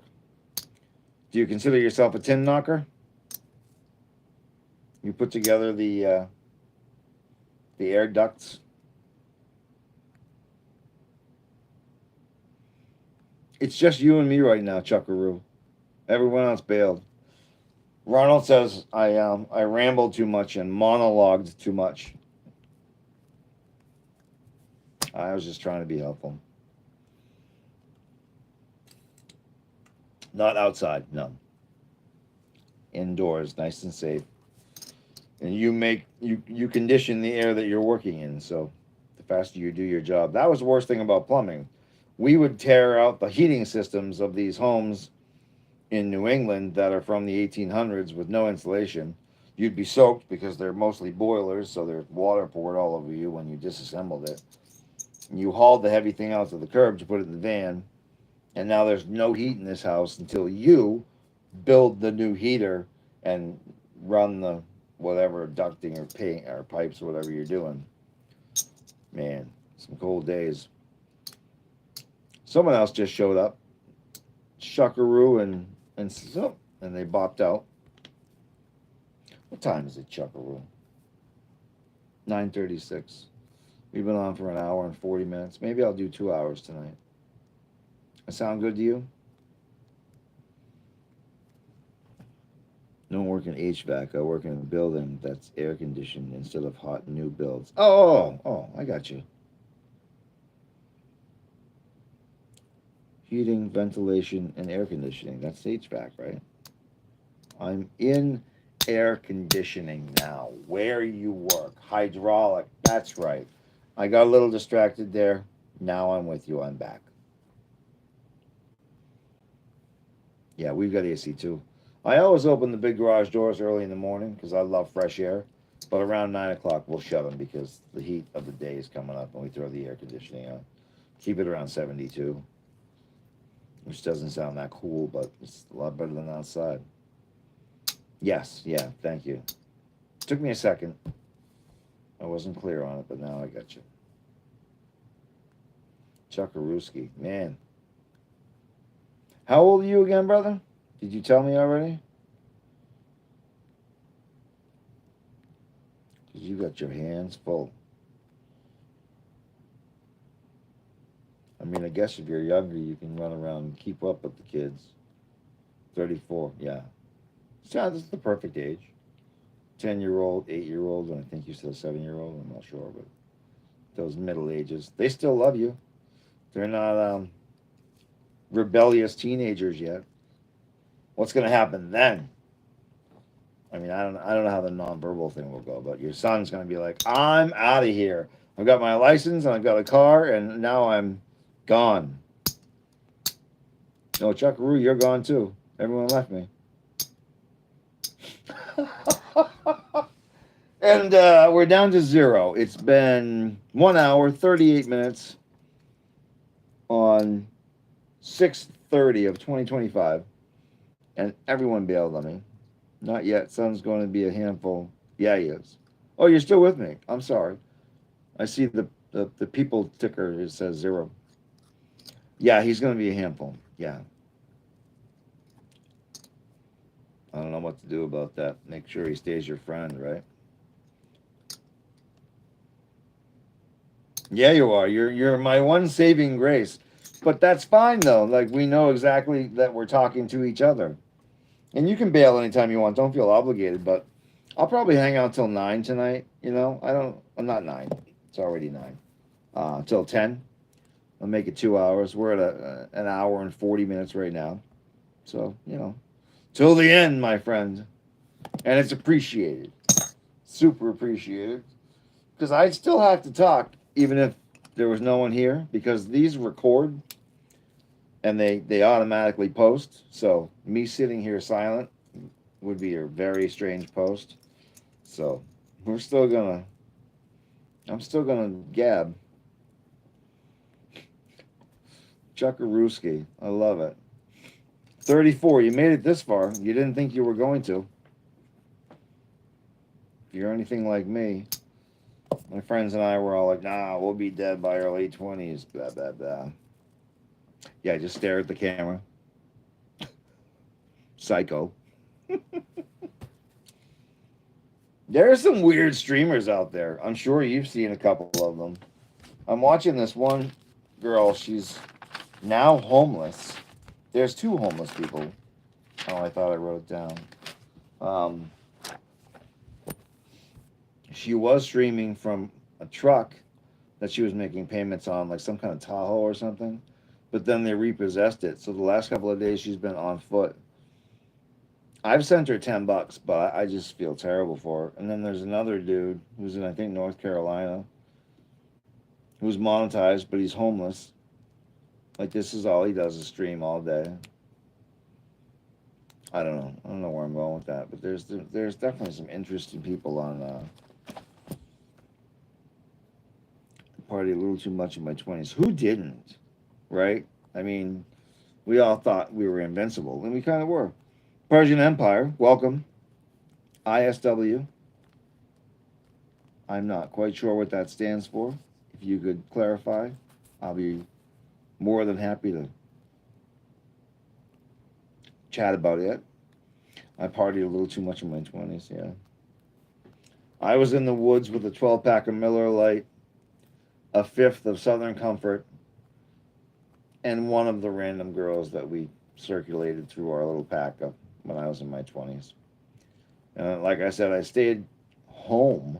Didn't get an apartment with my buddies. They all did, but I stayed at home till I was 24 years old. Not because I was a mama's boy, but home, it was just my mother and myself, and she was mostly at work. So I kind of not ran the show. I ran my own life um, till I was like 24. So yeah, it was on till the break of dawn. I seen on stream her sleep. Who sleep? Oh, the homeless chick? Yeah, what's your name? Briefs. Briefs Brooke? Laugh my ass off. I don't know if you ever heard of Lost Nations, but that's where I used to party with the boys. Lost Nations? No. What is that? Sounds like a reservation.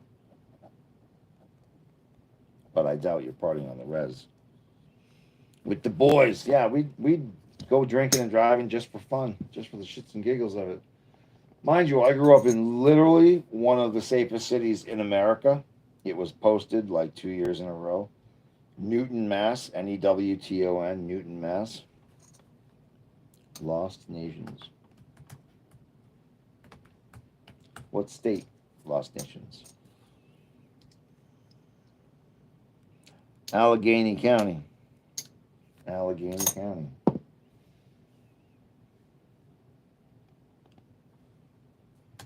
Allegheny.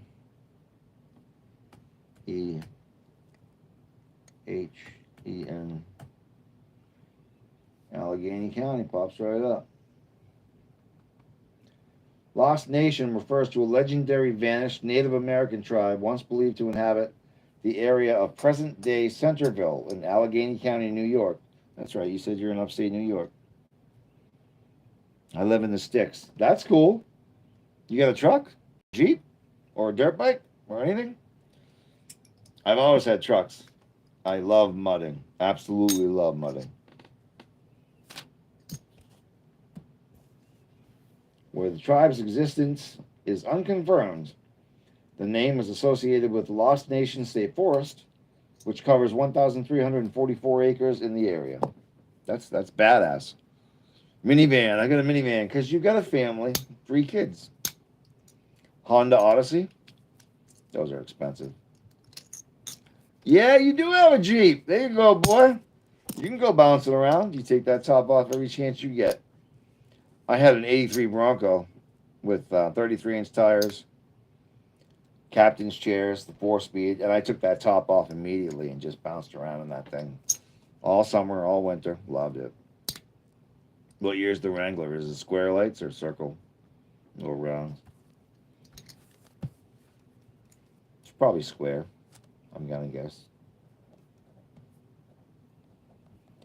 I love a Jeep, but they're so rotted out here. Like, you can't find anything unless it's been redone with the frame touched up and all that, and then it's 15 grand. Oh, it is an Odyssey. Yeah, it's a badass minivan. 97 Jeep, right? Yeah. 6 cylinder, 4 cylinder. Probably the six because you got an Odyssey. Like I don't even know what other minivans there would be out there. There used to be the Dodge Caravan. There used to be the Ford Mini something. Yep, with the six banger. Is it a 5 speed? I mean, that's some people might be offended by that question, but there's a lot of people these days that do not know how to drive standard, don't know how to drive stick. Yeah, the straight six, the Dauntless. I think it's a 255. If it's still the same engine they had back in the day. Yeah, you can't kill that thing. Doesn't see the snow. Oh, it's not a trailer queen, is it? Something that only sees shows? No. You would have said that by now. You would have said she's my little baby. Oh, really? You've got a little shiny toy. Nice. Lift kit? 33s? Kid comes back. No, it's got 44-inch boggers on it. The thing's fucking 20 feet tall. No. It's probably a 3-inch lift on it. 33s. A nice sound bar on the roll bar. Some kind of nice stereo. Yeah, mud. That's what I missed in Los Angeles. They have desert there. They've got Glamis there, and you can put paddles on your vehicles and fly around. But I want mud. I can't stand the dry, dusty. It's just not my thing. I mean, I grew up around here in southern New Hampshire. That's where all my relatives were. Manchester, Salem, Wyndham, if you know the area. You're in New York. I don't know why I'm rambling those, but mud. Yeah, you need water in your life. You forget. We've got the Charles River cutting through everything, and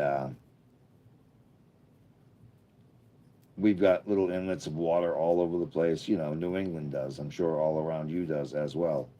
But when you're in the desert, you don't have any of that. It also keeps it dirty, which is gross when you've got a huge homeless population. That's all I'll say about that. Basically stock, but a nice sound system. I think. Yep, sound system's what you're saying. Yeah, totally. That's what my Honda Accord is. I didn't do any upgrades to it, but the thing bangs for what it is. It's a 2014 Honda Accord Sport. It's an automatic, but it has the paddles if you want to switch to Tiptronic. I think it's Tiptronic. How do you say that? So it's my fun little buggy. Tiptronic. Yeah, transmission. Type of automatic transmission that allows the driver to manually select gears. Sounds like you've got a good life going on up there. Did you live up there previous to having the family and everything, or was that a move to a job or something? Because you're right, upstate New York it's off the beaten path, but it's also gorgeous. I went up to Canada one time through Thousand Islands. Are you familiar with Thousand Islands area? It's the opposite of the lakes. It's the opposite of Buffalo. Yeah, thank you. Used to live in Buffalo. Busy, very busy roads, busy highway up there. A lot of flow of traffic. T. Oh yeah. T for two. So what time is it right now? So you're just chilling out with me. The kids are probably in bed by now, right? They've done their homework and stuff like that. Is your wife sitting next to you right now going, get off the damn computer, or is she in the other room doing her own thing? Bought a house over here. Nice. Dude, congratulations. That mad respect to you, because that's a huge thing. Getting yourself a domicile that's yours. Yeah. You are a man now, or whenever you signed that. It's probably a mortgage, I don't know, but whatever it is, you've got property now. You're not renting. She's sleeping. Yeah, that's cool. No, next to me and my dog. I feel like I'm so involved in your household right now, in the most respectful way. Because obviously I'm over here. That's great, man. Thanks for inviting me to your night. I'm trying to be quiet because I think I'm gonna wake up your wife. Obviously, you can change your volume, or you've got earbuds in or something. Um, it was foreclosed. Oh, you figured out how to do that. Nice. I've never gone through one of those. I don't know anything. I believe that you've got to pay a lump sum that day. Maybe not the whole nut, but the big chunk of it. Because they just want that whatever tax money back, or call me Uncle Jay. Absolutely. Uncle Jerry. That was an old joke of mine. When I was partying with my buddies, they used to call me Dirty Uncle Jerry. But don't do that because your kids will be like, what the hell are you talking about? Uncle Jay. I love it. I appreciate it. Yeah, you can buy with cash. But you don't have to buy the like it say the home was $150,000. That would have squared away their thing. You don't have to walk up with $150,000, do you? Paid $32,000. $32,000. That's nothing. You stole it. That's awesome. 2,100 square feet. Yeah, sure. Nothing wrong with that. I'm assuming you have a basement because you're in New York. Lump sum, yeah. So you saved up fucking almost 40 grand for the closing and everything. Or was that 32 just it? Because you didn't have to you didn't have to take care of a agent. I don't think they weren't getting 5% or whatever they get. I actually got my real estate agent's license back a couple of years ago. I've let it lapse now. It's actually better that I don't have it. But that was an interesting situation. Getting my getting licensed to deal with all of that nonsense. And you're so glad if you didn't go through an agent because they're just trouble. They're just pain in the ass. Bought right from the bank. Yep. So you've got the deed. So you can put that house down as collateral for anything you want, which you're not going to do, but you can totally do that. You are more of a man than me. I still live back in the family home after making all kinds of money in television and film. I lived and lived and lived, and then it all trickled down. And I'm okay with it. I'm fine where I'm at. Not complaining. Just I would love to own a piece of property. That would be awesome. And it's also a huge responsibility, because now there's no landlord to fix stuff if it breaks down on you. But you seem like a very capable guy. So, say a water heater breaks or the gutters fall off. I feel like you can take care of that stuff. I don't know why I'm saying that, but I feel like you're a worker. Don't know what's going to happen in 10 years. Nope. No one does, but I can tell you this. Your property is going to be worth a lot more money because it always goes up. I mean, it might fluctuate, but it's always going to trickle up. You know that. You knew that far before you bought the place. Um, I asked before. I don't know if I typed it or not. Do you have a basement, or is that just like a ranch?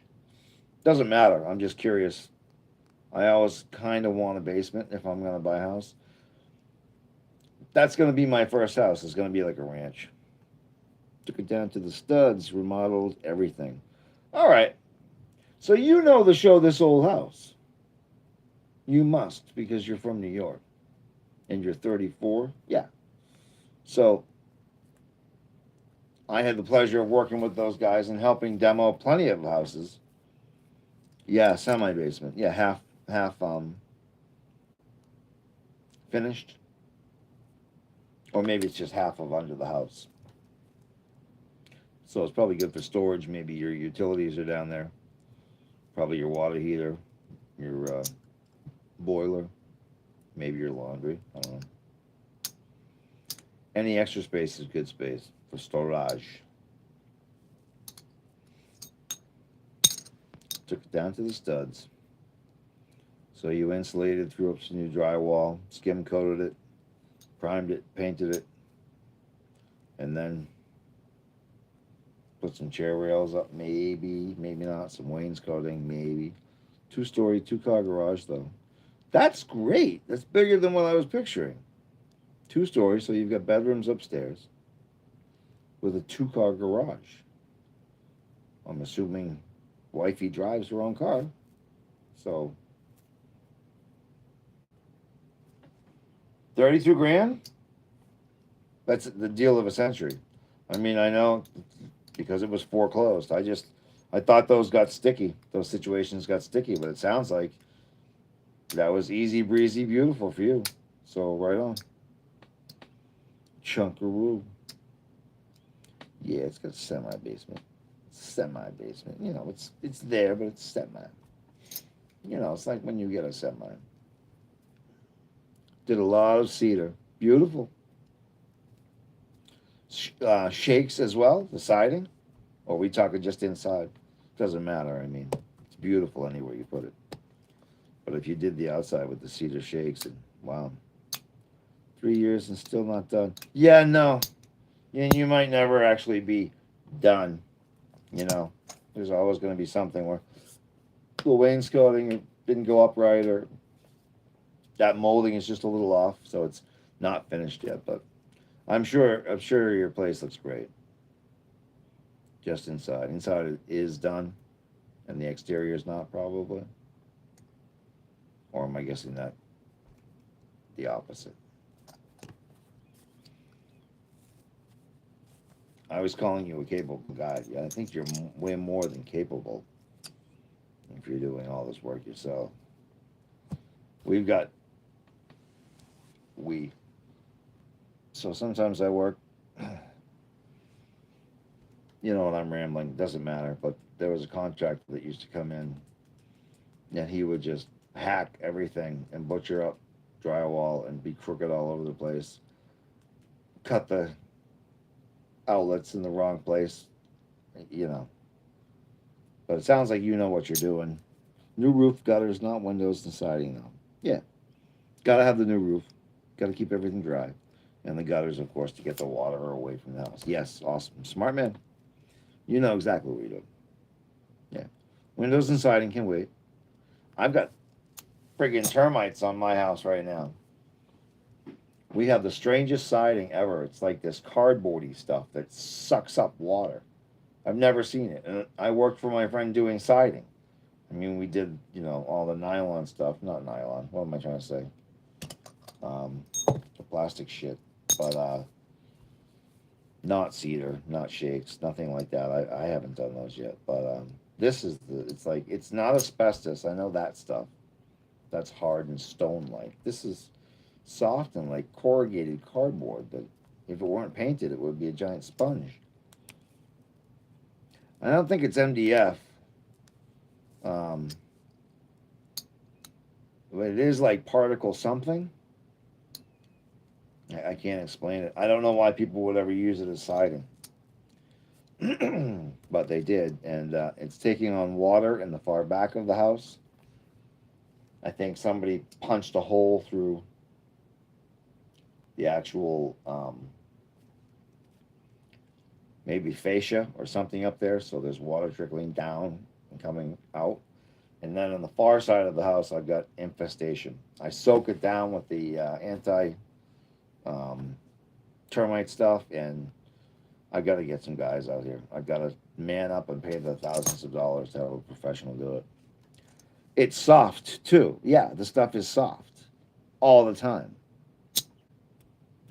Yeah, I've got termites, which is killing me because this is a pretty nice house. So I'd call it a half gambrel, only because the roof line only has half of that gambrel type cut over, so the room has more headroom. It's not a gabled ceiling all the way across.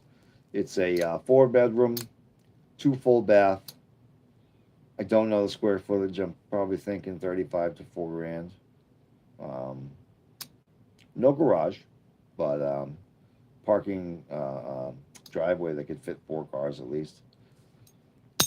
We're looking to sell soon. We'll probably dump this thing for like 600 in the next year. We picked it up for 332 back in 16, so it's all right. Same crap they made old autistic tiles out of. Yeah, 2 bathrooms helps. Definitely is key. But it's not imperative. Pocket pool champ. Ronald. You're the one that said I was monologuing. I'm trying not to monologue anymore. But it is. There's only a few of us here. Acoustic. Yes. That totally threw me off because of the kids and everything.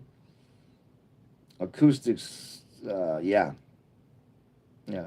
So it is like particle board, but it feels like cardboard. It feels like, 1/2 inch cardboard. And it just, once it gets a little bit of water, it just soaks it right up. Acoustic tiles, yeah. That's what I should have in this room. Or I should put up the egg crate stuff. That's going a bit far. I've only had 3 shows, but I'd love to do the voiceover stuff. I've got to get back into that. Get my face, make my voice, do some demo reels. My bad, laugh my ass off. Yeah, that was funny. Swells. What swells? This whole ordeal? It is swell. But I don't think that's what you're talking about.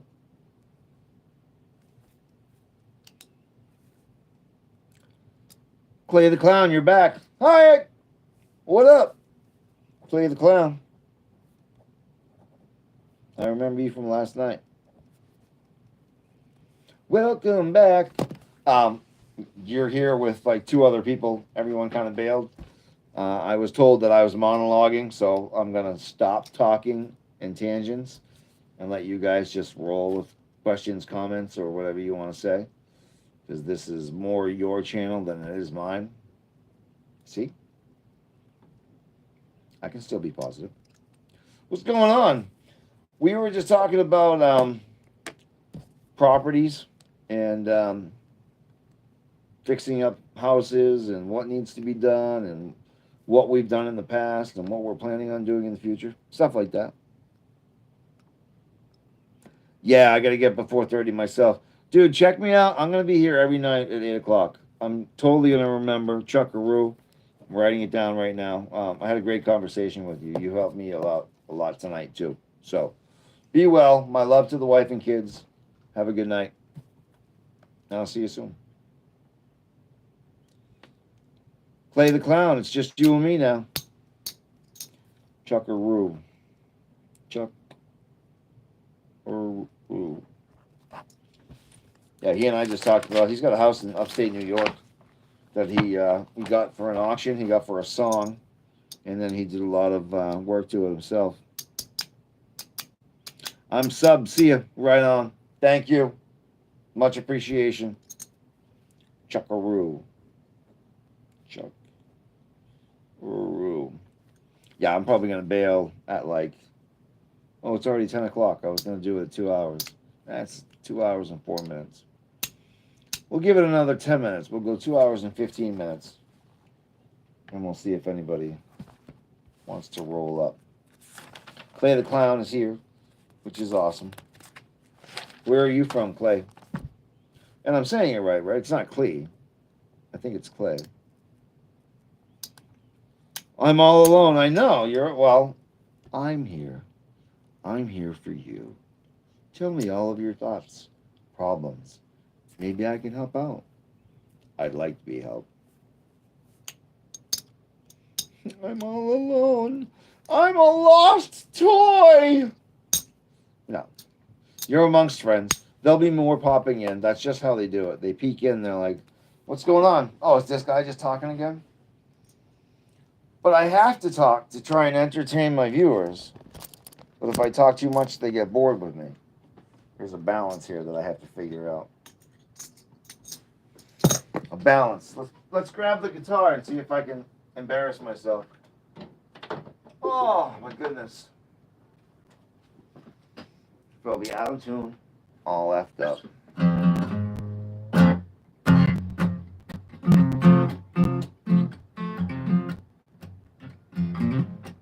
Whoop.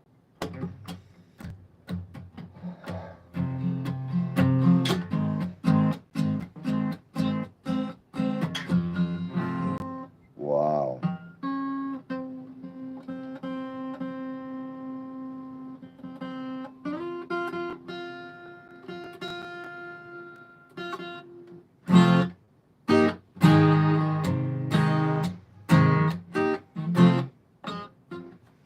My strings are all beat up. The guitar's a piece of junk, but it's still a guitar. So who cares? No, I don't. I don't even know a full song. I know a couple of chords. You know, probably the blues. This thing's terribly out of tune anyway.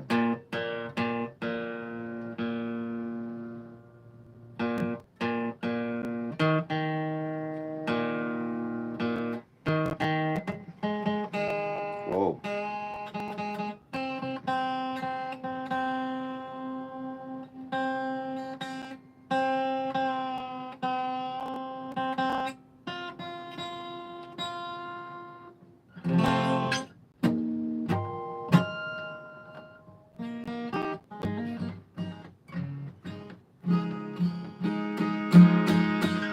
I wish I could do Nickelback covers. I was listening to them the other night. I've forgotten about all of that awesome music that was a genre for like half a decade, and just poof, it's gone now. They disappeared for a while, then they crawled back out of the woodwork. I've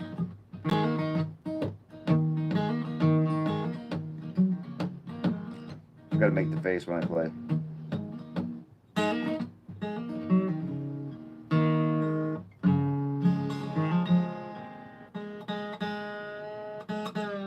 That's the wrong string in that position. That's why it sounds terrible.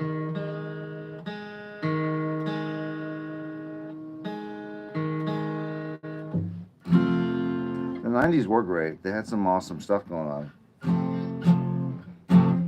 Well, music comes and goes, you know? It's awesome when you, like, remember those gems. Nickelback had some awesome stuff.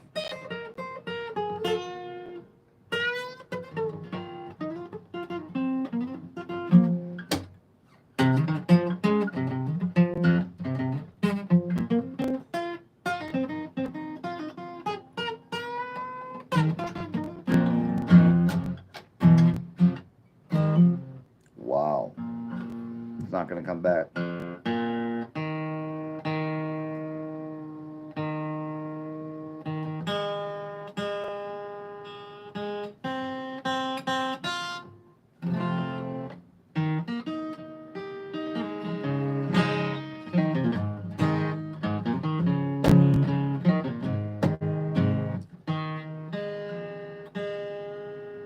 It's like it's slipping.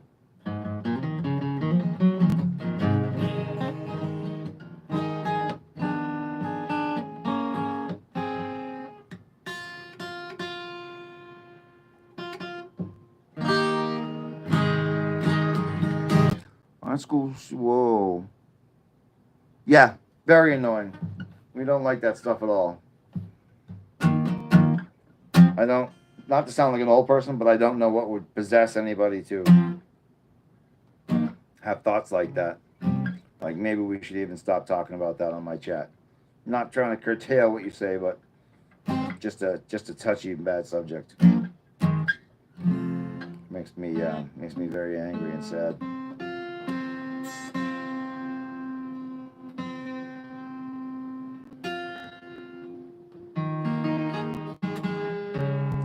Oh. Something's bending, or something's about to break. Well, the machine heads are slipping.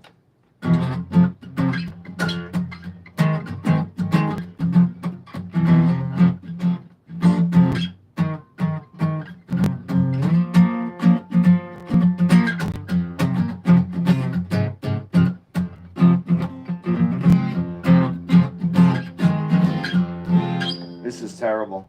I can't even. I can't even butcher around with it. It needs a new set of strings, obviously. That's a whole $5 that I will definitely spend to put her back into some semblance of harmony. So who's still with me? No. I thought you were Clay the Clown. I'm sorry. No. I'm calling you out right now. Damn. So no Nickelback covers, no. But Burn It to the Ground. Listening to that the other night while driving, doing 100 miles an hour. Everyone knows where you are, Clay the Clown, because you're on social media. They're tracking us. I just gave in and said, well, if you're going to track me, why don't I just be here? So we're not hiding anymore. Clay the Clown. That's actually, I was talking about Clay. I don't know if you were here when I was talking about the poodle earlier, when I was talking to Chuckaroo. We were talking dogs. But the poodle's owner's last name is actually Clay. I'm wondering if yours is Clay as well, because that's it's not a common name. Clay. Bill Clay. That was the name the bad guy used in Die Hard. He stole the name from the list out front. Bruce Willis was interrogating him. What's your name, sir? Bill. Bill Clay. The things we remember from our childhood. That was the mid-'80s, and I was probably 12 years old. Born in 74. How about you guys? What years were you born? No, the German. I just got back not knowing. Not much happened. I embarrassed myself on the guitar a little bit. It seems to be warped or something. The strings will not hold tune. So I need to just buy a set of strings, which I'll probably do once we're done with this. And 80s, baby. I was born in 86. So really, in this world, you're a child of the 90s because you were like 10 and 11 and 12 getting out in the world in the 90s. So you were, there was a lot of emotional rock and roll going on in the 90s, as I recall. The 80s was a lot of dancey stuff and pop and techno. Not techno like today, but technical with the synthesizers and all that stuff. Yeah, I grew up in the 90s, exactly. I was born in the 20s. Wow, you've lived a long life. My father, I kid you not. Okay, so I'm 51. So I'm middle-aged to older, whatever. I don't care. But my father was born in the year 1913. I'm not kidding. I'm not making that up. He was born before electricity became a common thing in homes. 1913. That's crazy to me. So he saw it all. And he had me when he was 60 years old, just to do the math for you real quick. Means he was very virile, which I have proven time and time again myself. So, no, like I was born around 2015 or 2013. Oh, got you. In the 2000s. I'm sorry. Just, I was reading it wrong. I was born around 2015 or 2013. So I'm going to guess 2014. My grandmother was born in 1929 in a barn. An actual barn, right? Like Jeebus. No. That's what they did back then. You just had, a couple of other women to catch and tie off and clean up. And that was it. No epidermal, none of that stuff. Just breathe and push while you're being torn in half by this new human being. Oh my God, I don't know. In Wasco, California. Wasco? I don't know why I'm saying it the American way. Wasco. It's probably Wasco.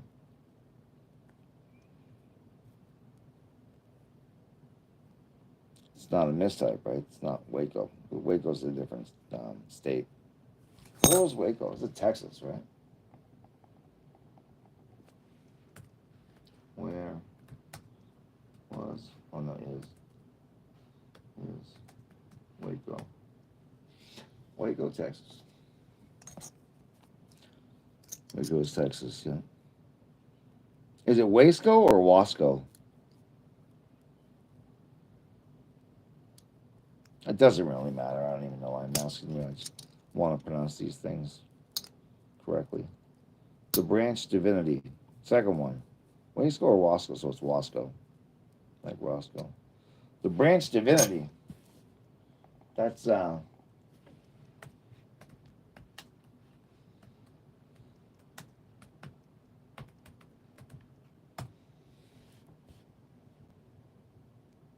Branch Davidians, a religious sect that originated as a schism from the Davidian Seventh Day Evangelists. No, Adventists. Excuse me. The Davidians themselves were a reform movement. Okay. Yeah, that was the massive shootout and everything else. That was the. They, like Nickelback, burned it to the ground. They being the FBI, I believe. I think we all know that. Bread, yummy, yummy bread. Yeah. Second one, Wasco. Waco. Waco's, Texas. Wasco's, California. I know San Diego a little bit. I know San Francisco fairly well. I know Los Angeles like the back of my hand because it's a grid system. So once you learn your east, west, north, east, west, and south, you can pretty much find anything and anywhere at any time. And I was a runner slash production assistant for my first 3 years there. So I delivered stuff and picked up stuff all across Los Angeles and the ports and Long Beach and just everywhere. So I was lucky that way. I was getting paid to look around. Do you think Netflix has a documentary? Oh, I'm sure they do. You live in San Diego? Nice. But I'm from Sacramento. Modesto. My buddy used to write for that paper. Do you know the saying, he knew the risk? That's so funny that you're in Modesto. ¿Cómo estás, amigo? Were you born around any wars or the Great Depression? No, you know what? I was born at the very end of Vietnam. I was born in '74, and I believe that's when the peace or whatever, the accords went into place. I don't know the history of that war, but I know in '74, I think we stopped. That's why we got a computer right here. Where's my mouse? There it is. What year did no, did the Vietnam War end? November 55 through April 30th, 75. Okay, so I was close to the end of the Vietnam War. My grandpa was in the war. I don't read a lot of papers ever since everything is Googleable now with my phone. Totally. I don't either. 75, fall of Saigon. My first true girlfriend, the one that, was it, um, escaped Saigon on a small boat, and her travel was paid for by way of a bar of gold. They cut her hair to make her look like a boy, and she took a boat over to here. And yeah, your uncle was in Nam when Saigon fell. Was your uncle American or was he Vietnamese? Just curious. I'm assuming he was an American soldier because you just said he was in the war. 75, fall of Saigon. I don't know why I thought it was 74, but sure. Upgraded logistics. North Vietnamese forces triggered a major offensive in the Central Highlands on March 75. On April, MVA tanks rolled over through the gate of the presidential palace of Saigon, effectively ending the war.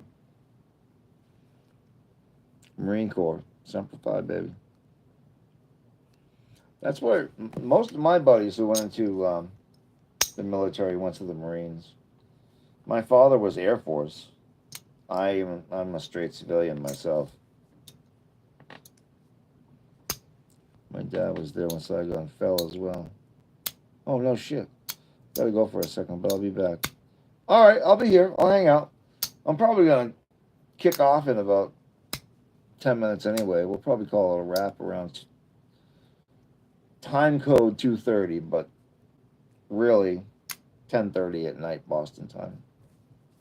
These are all recorded, so I ramble on and kind of check in with whoever's here as long as you're here. And if there's unfortunately zero people, I'll still talk at my phone because they're recorded and they'll go out to YouTube and someone will see it at some point. So there seems to be 3 of you here right now. I don't know where the other guys are. No, you're still there? Oh, that's right. I was in conversation with 2 of you. Oh, I was confused there. You guys are quick with your social media fingers. I am not. Rinky Dink, what's up?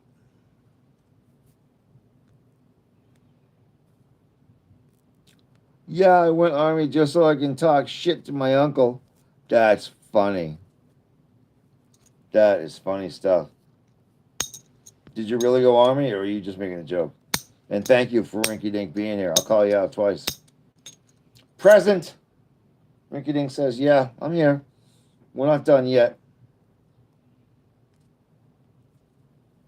Not much going on, huh? Yeah, well, it's where are you? Is it like here where it's 10:30 at night and I've got to be up at 4:30 in the morning to work? You know. Yeah, I enlisted in 05. Right on. Respect. Number one, respect, because now you've got full access to weapons. I keep taking my safety course to get my LTC. You know, Mass is a little bit more stringent. And then I got in court, some trouble in court, so I'm not going to walk into the police station and try and explain that right now. But we all need to be armed. We all need to exercise our Second Amendment right. We all being legal United States citizens. I'm here. The great is here. The great. Play the clown. Yeah, we all need to be, because then everybody will be silent.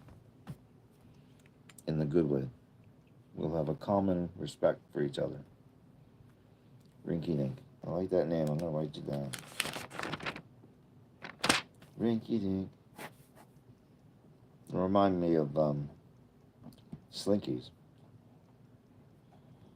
Only by the sound, of course. Rinky Dink. Guns. Guns don't kill people. People kill people. I think most of us here in Texas are Cary. Yeah, okay, you're in Texas. You're a Cary state. That's awesome. I was like everybody else on the bandwagon thinking about moving to Austin or somewhere thereabouts, because with my background in production, I mean, I had a friend that was the stage manager for Austin. Is it Austin? What's the venue? The music venue? City Limits, maybe? I don't know. I'm not sure. Play the clown. I'm not. Wait. There is lots of work in Texas? Huh.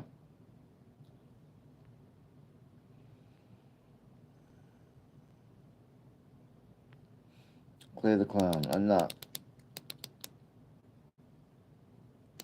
Meaning you don't carry, Clay? Or were you talking about something else? Oh, Tennessee. I'm in or around Tennessee. Tennessee south in my mind, too. So that could be a Cary state. Especially along southeast coast. Nice. Never been there personally, but it sounds beautiful. Just knowing that you're there.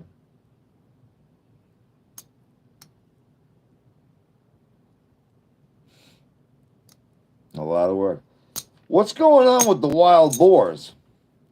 Could I find work shooting boars for money on some ranch? Your thing is glitching. I don't think it's glitching from my end, but unglitch it. Reboot it.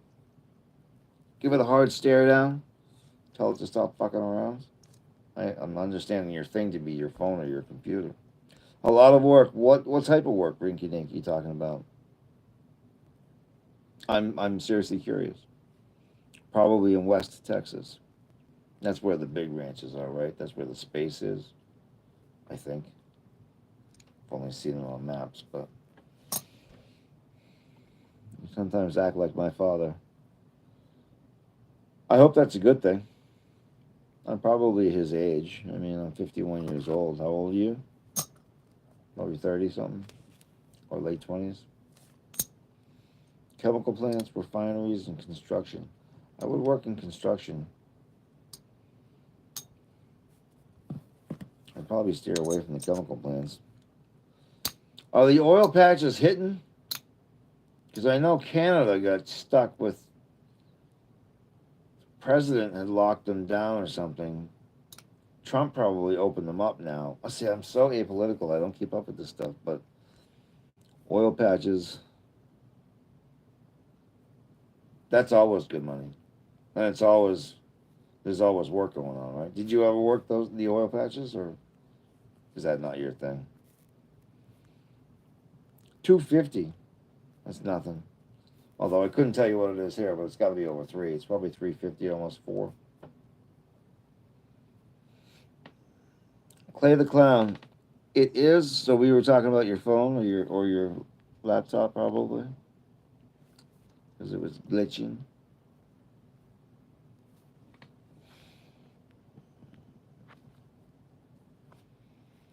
Yeah, there's something about living in a warm climate because when you live in Boston or New York or any place like that, all of your plans, all of your best made plans get slammed to a full stop when winter shows up. Even if you try and push through it and ignore the depression that wraps you up like a terribly hot blanket, um, yeah, the winter just stops everything. And I remember that from LA. You just step outside in December and you're like, this is just another day. So let's get to work. So Texas is on my mind.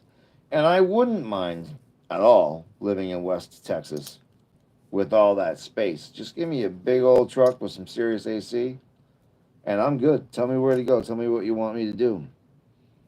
Balls to the wall all year here. A lot of tech and business.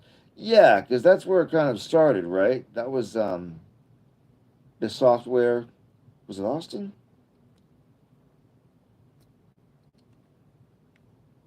Yeah, I think so. I'm forgetting all of the companies right now, but not Nvidia. I think that's more here. That company's huge. I just sold my stock. Got a couple hundred. I didn't put much in though. Yeah, one of them actually had Texas in the name. Texas Instruments. There was a lot of software back in the day. Balls to the wall all year here. You got me salivating. I mean, I have a full time job right now where I'm making okay money, and it's 10 minutes from my house.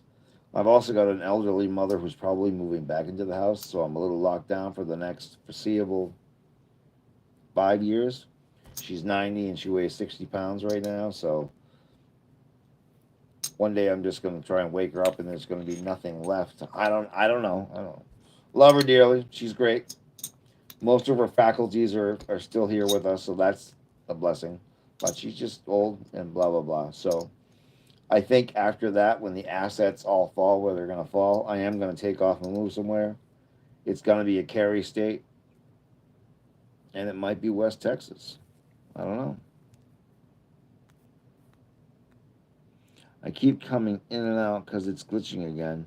Yeah, I'm so sorry to say it, but I don't think it's on my end because I haven't seen anything jump. Wow, hate to gear. West Texas is nice.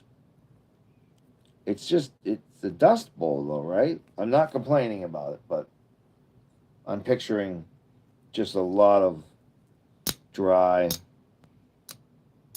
If I didn't have kids, I would have already moved away from where were you in Austin? I forget where you said.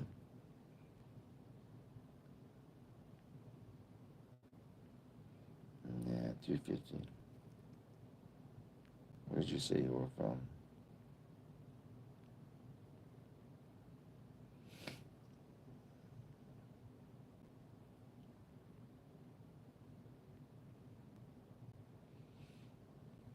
No, you just said Texas. Okay.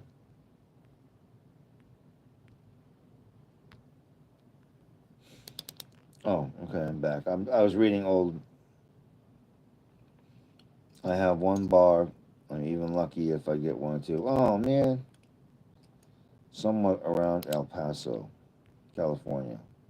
Paso, away from California. I'm in Houston area, and Houston's like the downtown where all the financial district and all of the legal buildings are, and it's built up, right? I think so, right? Houston's the capital of Texas. Am I correct? Let's go back to school with our geology, with where stuff is. Yeah, medical center too. Yeah, yeah, yeah. All the big boy stuff, which is super busy, right? Austin. Everybody moves to Austin. What do you think about Joe Rogan? Are you a fan of Joe Rogan's? I asked that for a reason, a strange reason, but very much a fan of his. Is that what you're saying? I went to school with that guy. He doesn't know me, and I don't know him, and I'm not claiming to. But yeah, I like Joe too. I love his show. I think he's awesome, and I would love to meet him. I was 3 grades under him. He hung out with all of my friends' older brothers that we all hung out with and tagged along with. So I should have met him at some point. I'm not trying to like drop a name because again, I told you I don't even know him, but it's just strange how we missed by like 2 seconds. Or else I'd love to call him up and do this on his show. Talk about aliens, ghosts, and everything else weird with Joe Rogan. Gotta go spy on other people's live streams. Bye bye. Clay, I rambled too much, but I appreciate you coming by. I love it. I'm here every night, 8 o'clock. Austin's a little too blue for me. Oh, he's a red guy, which is Republican, correct? Blue is Democrats, right? That's how they go. Clay the Clown, I really appreciate you coming by. Have a good night. Laugh out loud, yes. Yeah, and then which one's the elephant and which one's the donkey? The elephant's the Republican, I think. The donkey is the Democrats. I forget. Red Republican. Yeah. Yeah, you'd think I'd know, but it's so wishy-washy to me these days. When we were in 8th grade, we actually went. See, I'm from Boston, so the old North Church and all of that stuff is half an hour away from me right now. We went to reenact the amendments of the Constitution in the actual old North Church where it was originally written in 8th grade. It's a pretty cool little trip. Donkey Blue. Yeah. Yeah.